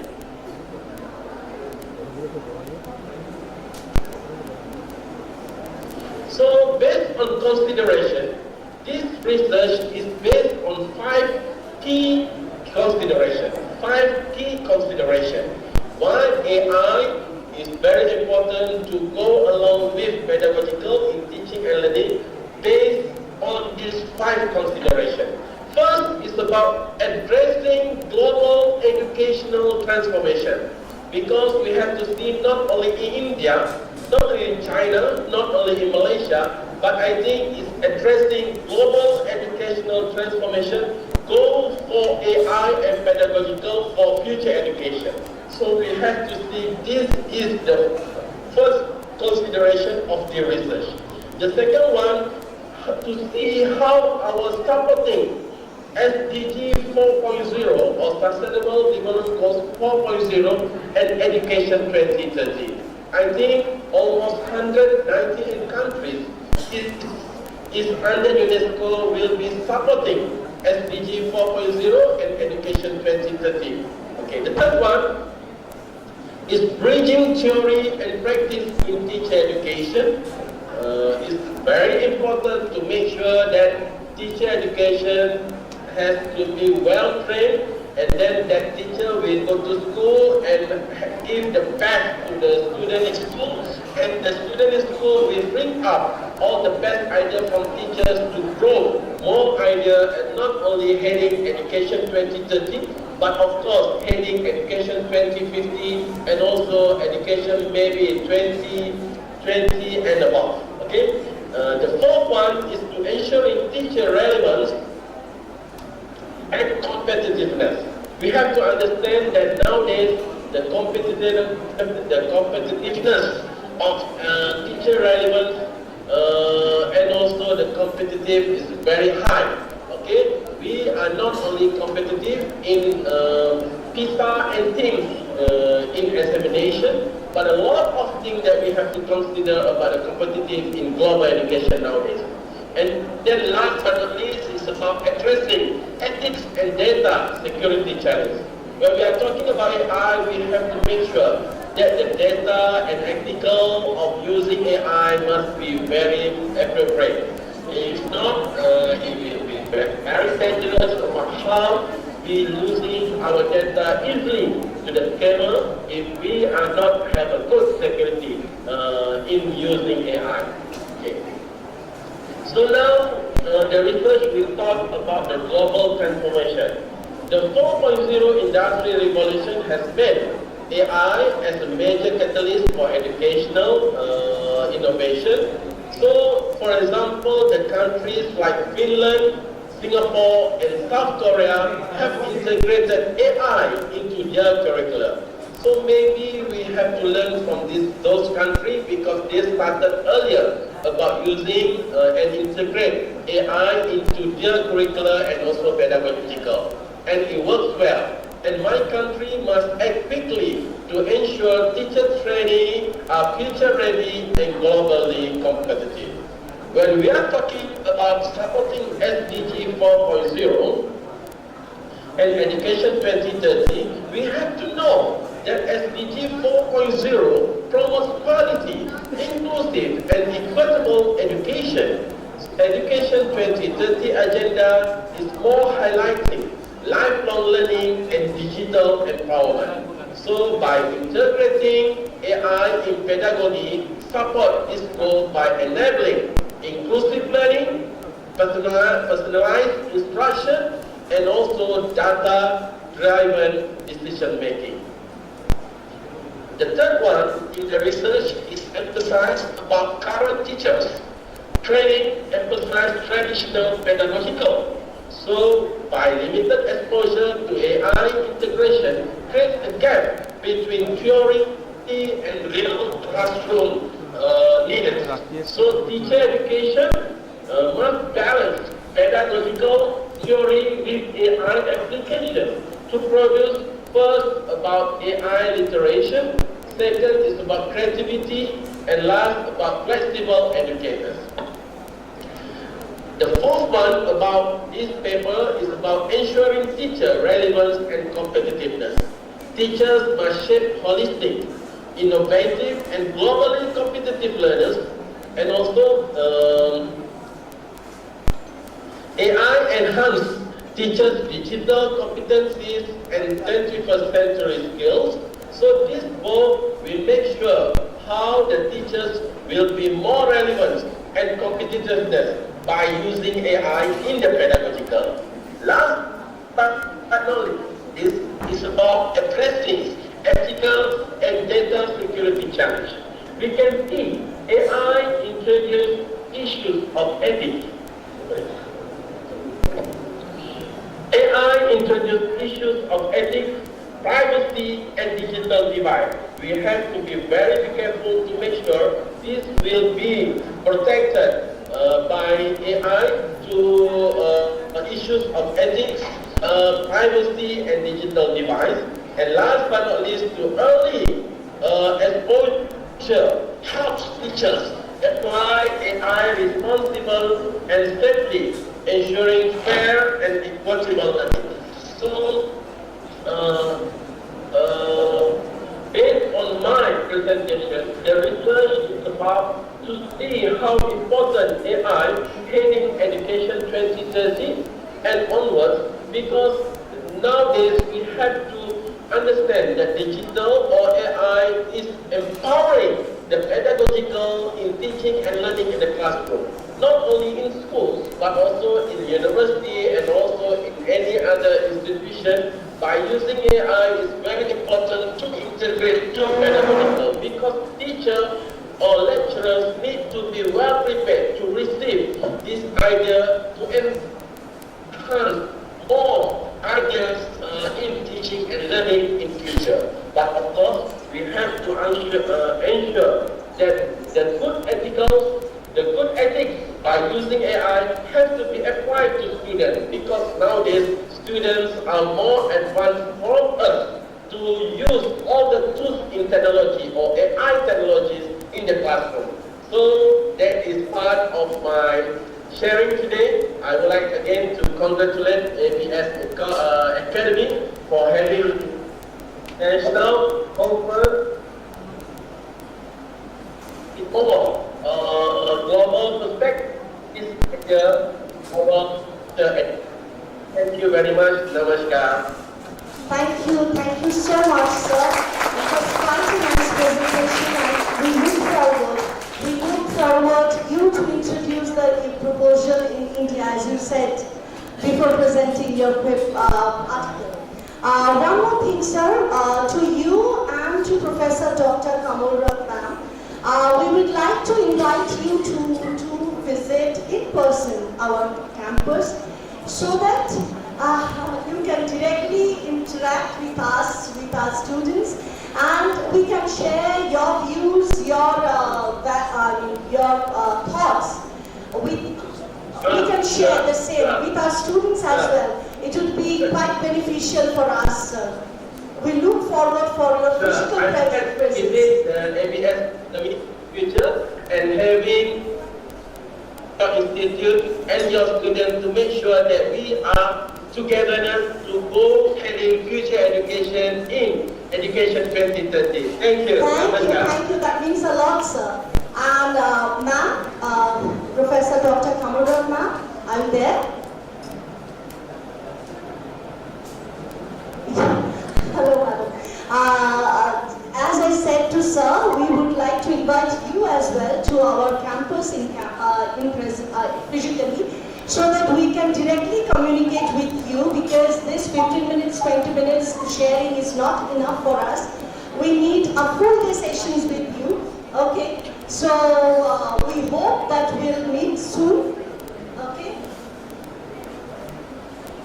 Thank you. Thank you. Thank you so much, ma'am. Thank you so much, sir. Thank you. Take care. God bless you. Okay. So moving forward. Okay. Thank you. Thank you. Thank you, sir. Moving forward.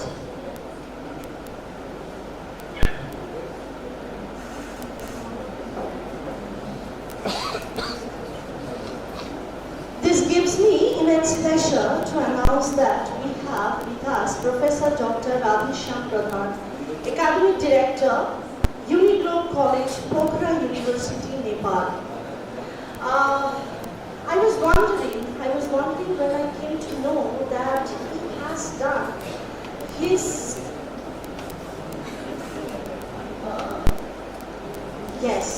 his master's degree in business administration and commerce, 1974. It's amazing. Till yesterday, I was in a position when I knew that MBA was introduced in 80s. So I was completely wrong.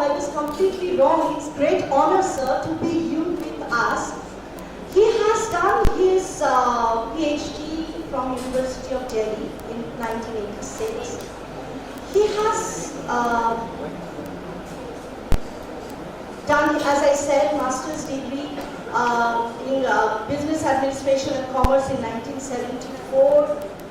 And I mean, it's long back.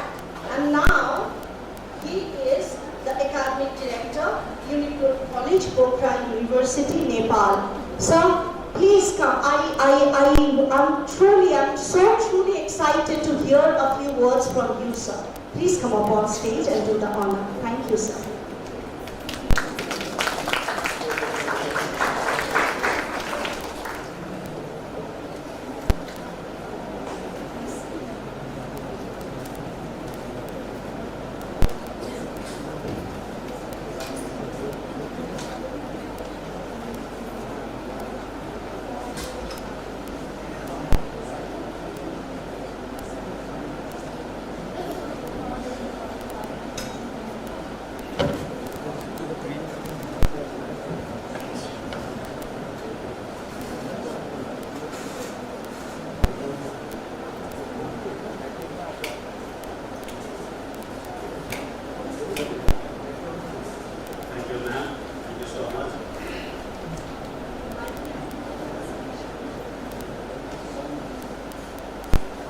I find that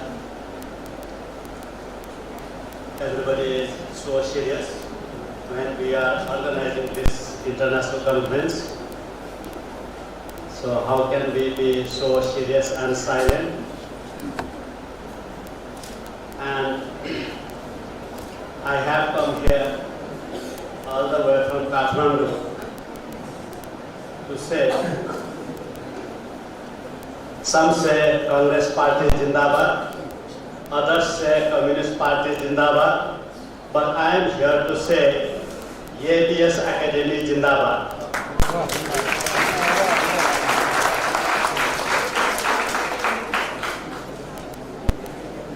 I am here to say the organizers of this international conference Jindabad.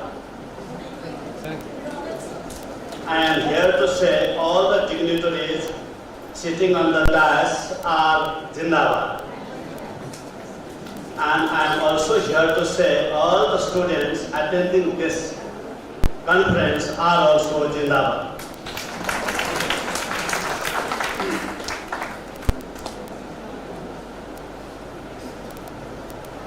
I am saying this Jindabad because I have come here to invite you all to visit Kathmandu and say Jindabad in Kathmandu. So thank you very much for giving me this opportunity.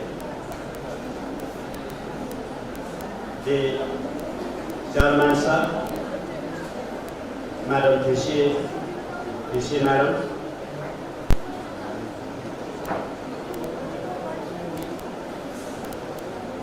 Professor Anandamohan sir,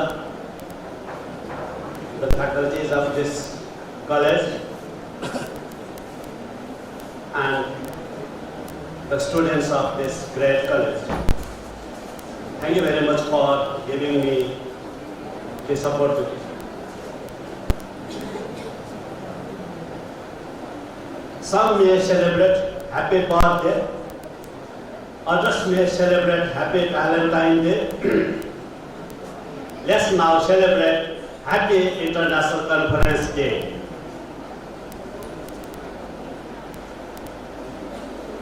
इरा पेचने यदि किचु अर्थ थाके ताहाले बरा हाता ताले जौया उसिता बोले माने करेना.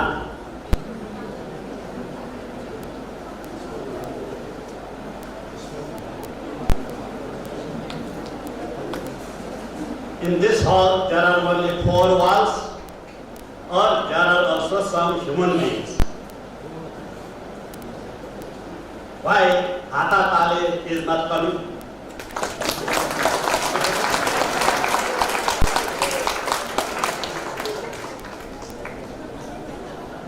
Very good. Thank you very much. Namaskar to each and everyone. Ananda sir, तुमने पुकारा और हम चले आए.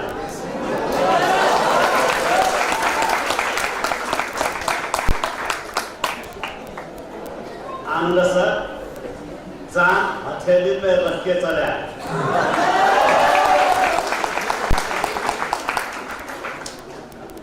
आनंद सर, मेरा बीवी बच्चे सब छोड़ के चले आए.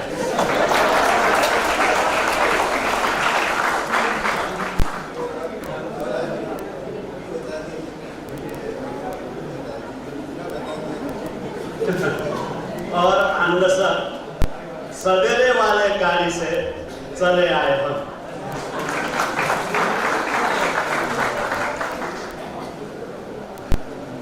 Thank you very much for giving me this opportunity. I am here basically to say, east or west, ABC Academy is the best.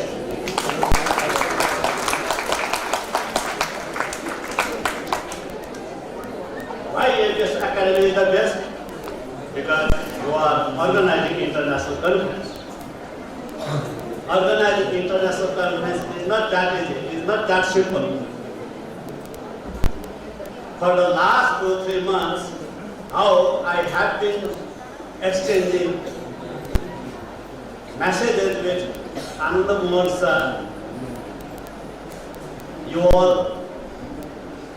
may not be able to understand. And it is quite obvious also. How parents work so hard, children fail to understand. So how Anandamohan sir, we have been communicating with each other. Okay. हमारा नाम राधेश्याम प्रधान আমি এখানে এসে আনন্দিত। হাতাতালি হাতাতালি।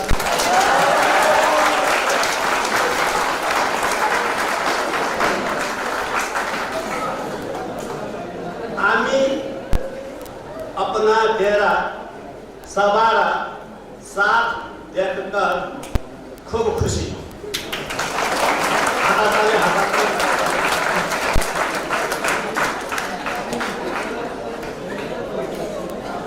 अमाकेही सुयोगा देवयारा जान्या अपना के धन यावरा। हाताताली हाताताली।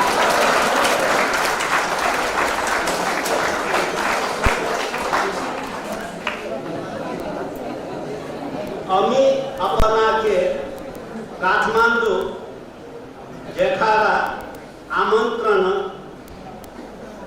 जानते इसेची।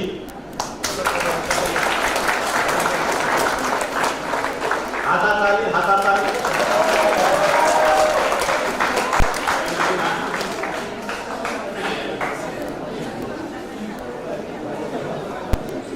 देवी सरस्वती तुम्हारा साथ थकुका।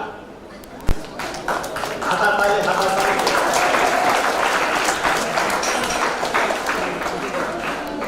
देवी लक्ष्मी अपना डेरा सकल के प्रभुरा संपदा दिए आशीर्वाद करुण।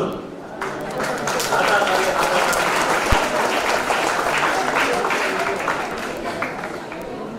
प्रभु गणेश सर्वदा अपनारा बलते थकुन।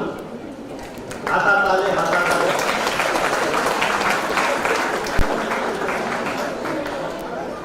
अपनारा जीवन केवल सफल पूर्ण होगा। अपनारा जीवन केवल सुख परिपूर्ण होगा। हाताताली हाताताली। अपना डेरा सबै के आशीर्वाद अभिनंदन। सबै के अभिनंदन। आयोजक डेरा अभिनंदन। इरा पेचने यदि किचु अर्थ थाके ताहाले बरा हाताताली देऊ या उसिता बले माने करेना।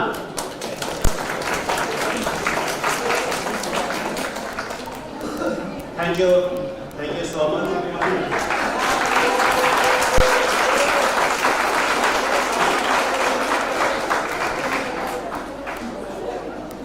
Congratulations to organizers of this conference once again.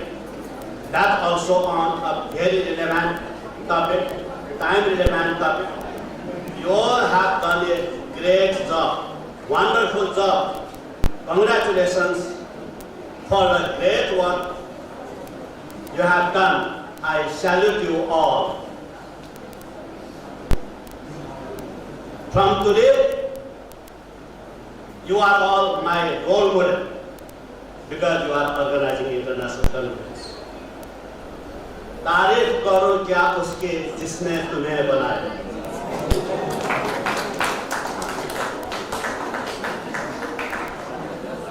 I am not a student of history. I am not a student of history, but wherever I go, I make a history. And today, by organizing this international conference, you all are making your own history. So congratulations to each and every one of you.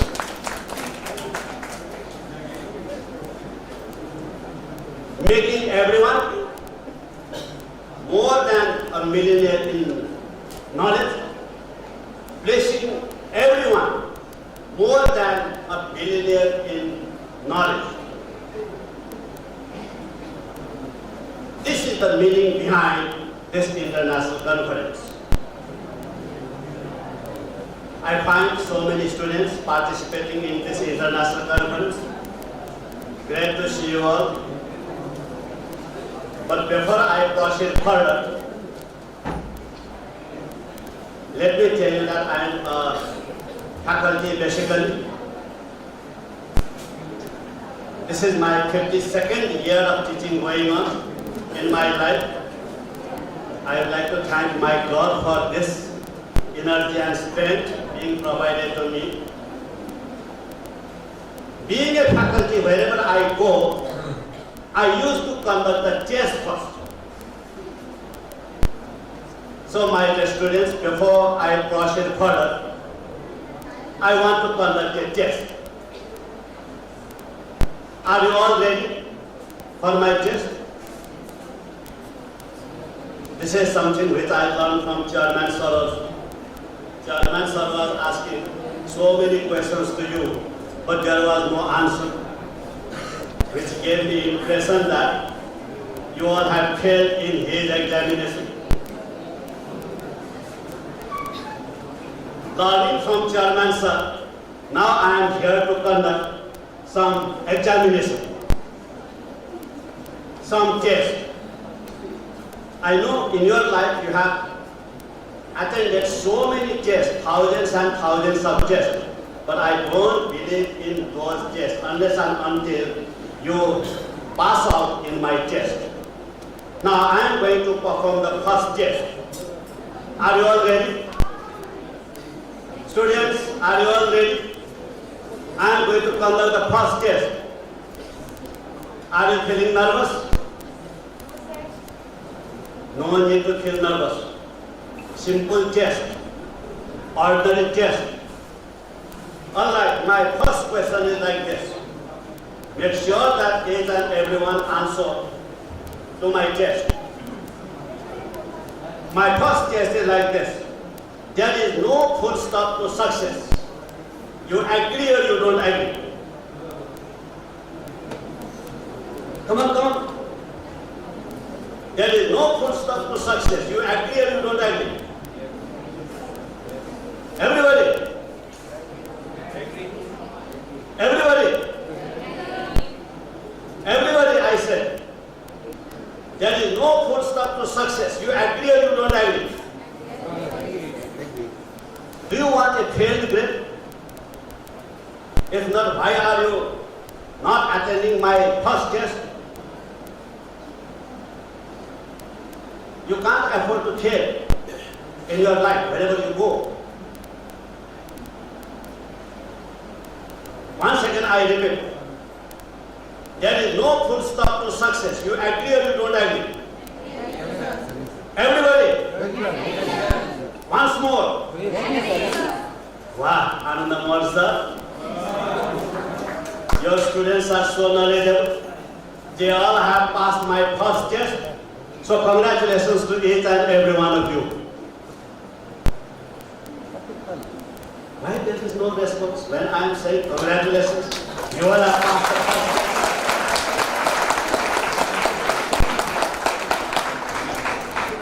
Yes, big hatatali.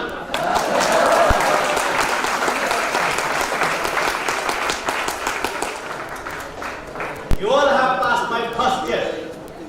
Do you think that it is yes achievement, small achievement? So there is no full stop to success. Achieve, achieve, and achieve. So this is the lesson we need to learn. So glad that you all have passed my first test. Now I am moving on to second test. Are you all ready? Yes. Are you all ready? Yes. Come on, you have to speak up. No need to feel shy. So many speakers have already said so many things. So now my second test is like this. What kind of education you want in your life from ABS Academy? Locally fit or globally fit?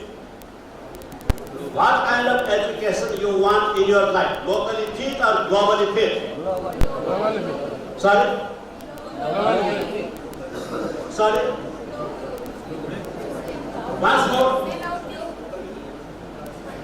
I said once more. Locally fit or globally fit? What you want? Sir is asking two questions. Globally fit. I already said globally fit. Okay, speak louder. Say it loudly. Yes, sir, I want to hear this from them. So what kind of education you want in your life? Locally fit or globally fit? Once again. Louder. Wow, Anandamon sir.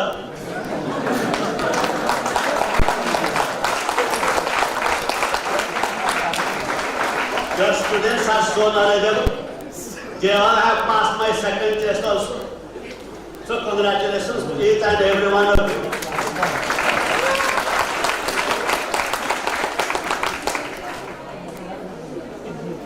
Now I move on to the third test. Third question. Are you all ready? Yes, sir. Everybody? Yes, sir. Yes, very good. Now I am also encouraged from your answer. Now my third test is like this. You want to be a leader or follower? Sorry? You want to be a leader or follower? Everybody? Louder? Once more? Wow, Anandamon sir.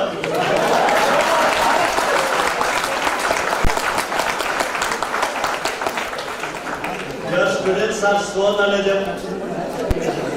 Looks like so hard work. They all have passed my third test also.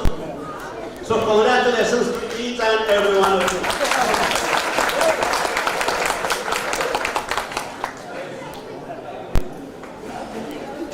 Now, another test, fourth test. You want to run after the jobs or jobs to run after you? Sorry? You want to run after the jobs or jobs to run after you? Once more. Louder. Everybody.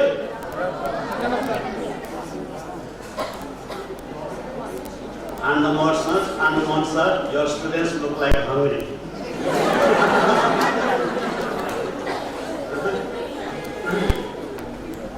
Are you all so tired?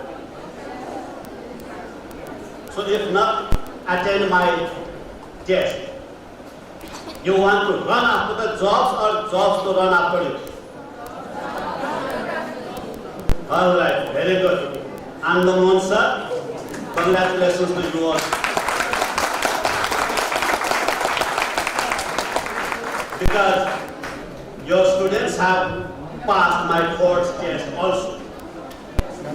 Now the fifth and the final test. Now this one is a little bit more tricky. Before you attend this, please give a thought to it. What do you want in your life? What do you want from this ABS Academy? Education or qualification? Education or qualification? Sorry? Sorry, you cannot have both. You cannot have two husbands. You cannot have two wives. You have to choose one by one. So education or qualification? Once more. Wow, Anandamon sir.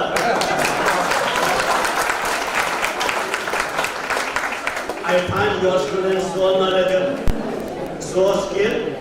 They all have passed my final test also. So congratulations to each and every one of you. So we are all here not for certificate, not for degree, not for qualification, but it's all for education. So can we learn this lesson? So from the test I conclude, how high is the sky how high is the sky, how wide is the earth, you will become the students of ABS Academy, higher than the sky and wider than the earth.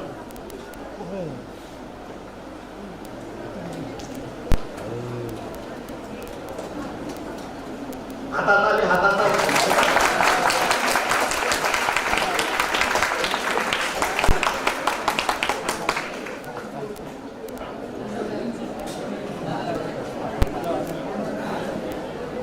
Now this kind of international conference is very important in our life. I find these days that all the students are champions, faculties are champions, dignitaries sitting on the desk. Our VC ma'am is champion, our German sir is champion. But I am here to say that simply by becoming a champion is not enough these days. Why I am saying you are all champions? Because you know how to operate laptop, desktop, how to operate mobile, how to search in internet website. So you all are champions. But simply by becoming a champion is not enough. So we all need to become champion of the champions. That's why this kind of international conference is, so important. So my question to all of you is that in the days to come, can you think of how to become champion of the champions? We would like to see you all, each and every one of you, becoming champion of the champions. Hatatali, hatatali.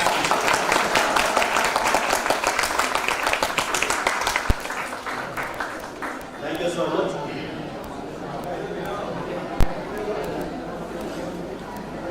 People say these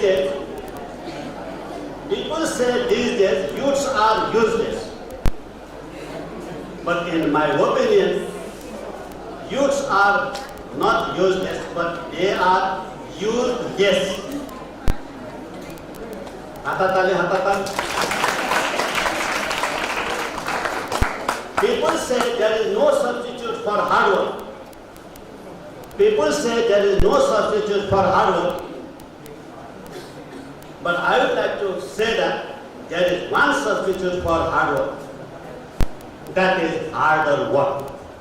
Harder work. Hatatali, hatatali.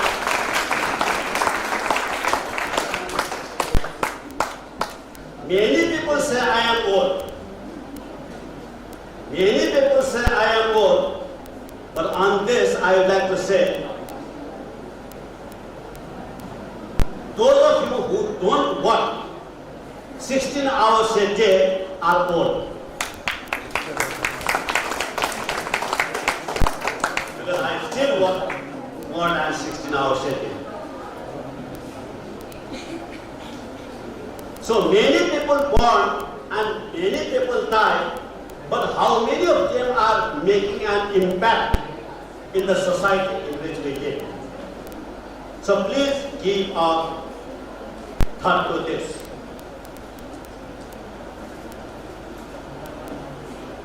If you want to do something in your life, do it from your heart.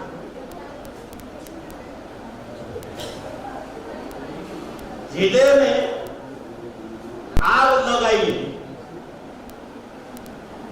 वो Durgapur market में नहीं। हाथाताली, हाथाताली।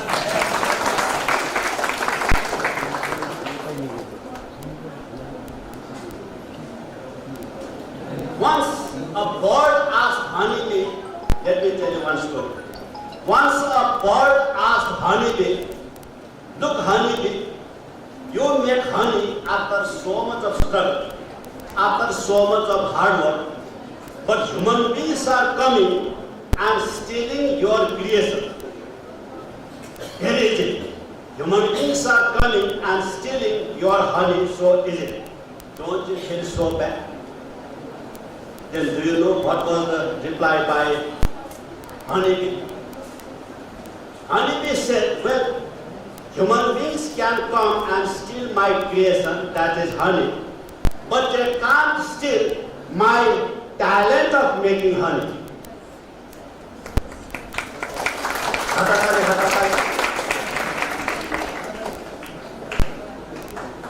Now finally, let me tell you something. Please do not reject it for the sake of your sweetheart. Would you please listen to these 2 lines of mine and give a big like in the Facebook. The thing is that please do something in your life. Please do something in your life so that people will search your name. People will search your name not in the Facebook but in the Google.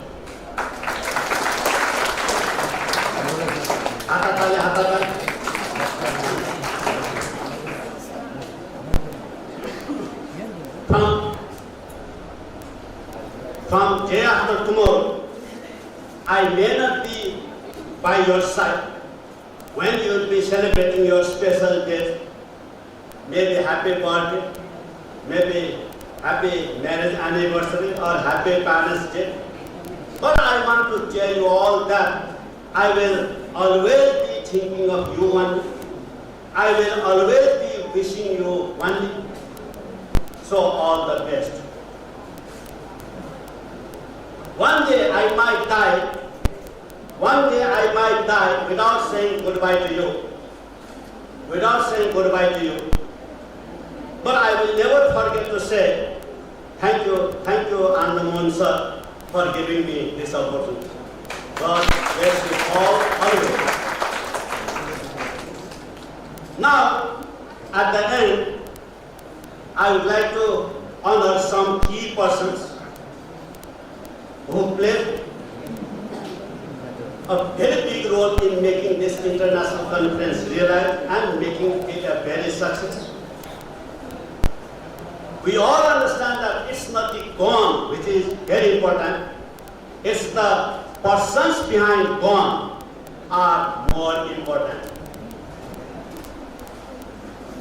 So I understand that I have been looking at your brochure and I came to the conclusion that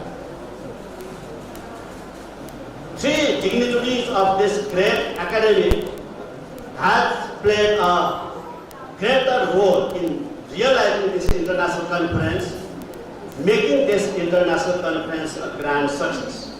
So please allow me to honor these 3 authorities from my side. Please do not mind. So it is from all the participants' side. We want to honor these 3 dignitaries of this ABS Academy. And I have a selfish motive also.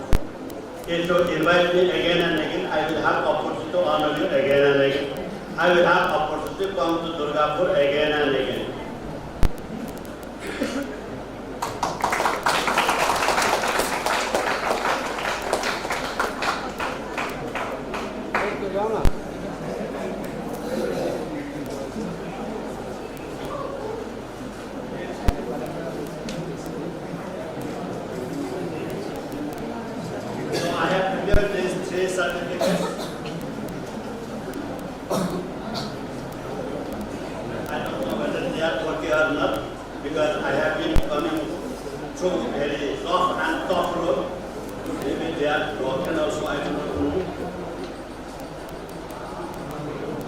Okay, the first authority I want to honor is Professor Dr. Ananda Mohan.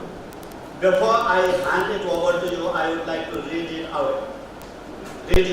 Certificate of Honor. With high respect and dignity, this certificate of honor is presented to Professor Dr. Ananda Mohan, convener and principal, ABS Academy of Management and Health Science, Durgapur, for enabling the Unigroup College affiliated to Pokhara University, Kathmandu, Nepal, to participate in the International Conference on Interdisciplinary Advances in Business Management Engineering and Health Sciences organized by Internal Quality Assurance Cell of ABS Academy of Management and Health Sciences and ABS Academy of Science, Technology and Management, Durgapur, India on March 26 and 27. Dr. Narvadu Vishnu, Principal and Chairman, Professor Dr. Rajesh Pradhan, Academic Director.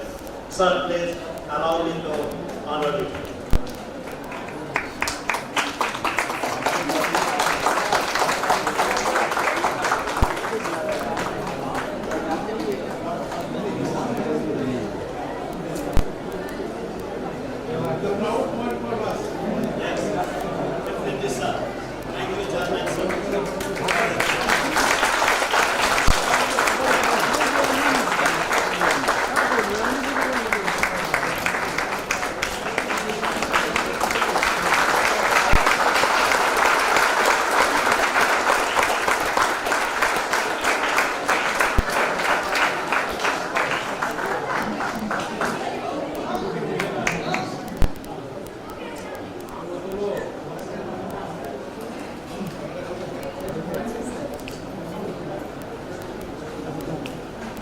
Okay, now next. Technically, I would like to honor Sri Somnath Chakraborty, Chairman, Sarthak Education Trust, Durgapur.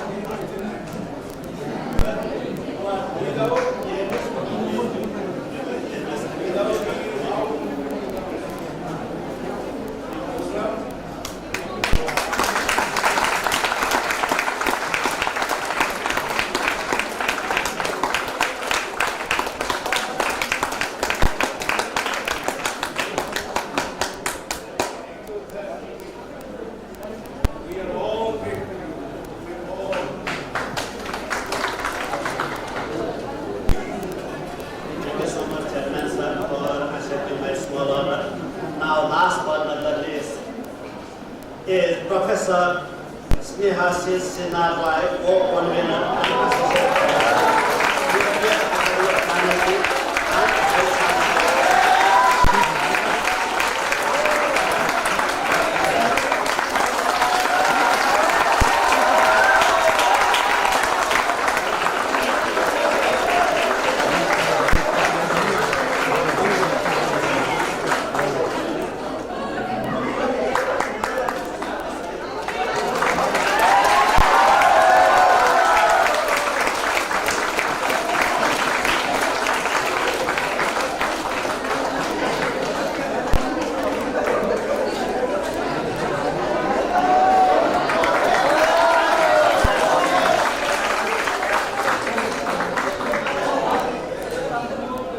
So thank you very much for accepting my small honor. And I would like to honor more and more.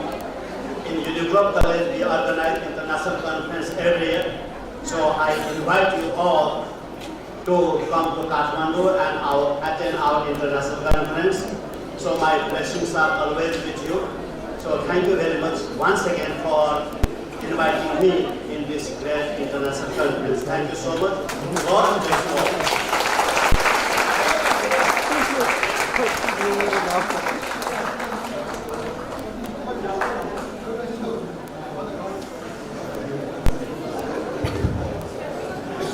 Thank you so very much, sir. See, I told you, I was very excited to hear from you because I truly believe that this session will be quite an engaging session. Thank you, sir. And you honored our chairman, sir, our principal, sir, co-convener, sir. We are truly grateful. ABS Academy পক্ষ থেকে আমরা সবাই সবাই আপনাকে অত্যন্ত ধন্যবাদ জানাই। আমরা সত্যি কৃতজ্ঞ আপনার প্রতি। জোরে হাততালি স্যালুট করুন।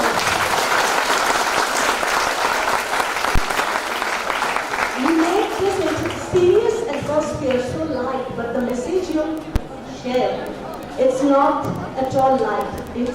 It's really very helpful, and it should be the motto of our life. That we all should be champions of the champions. We should more emphasis on education, not in qualification, and there is no full stop in after success.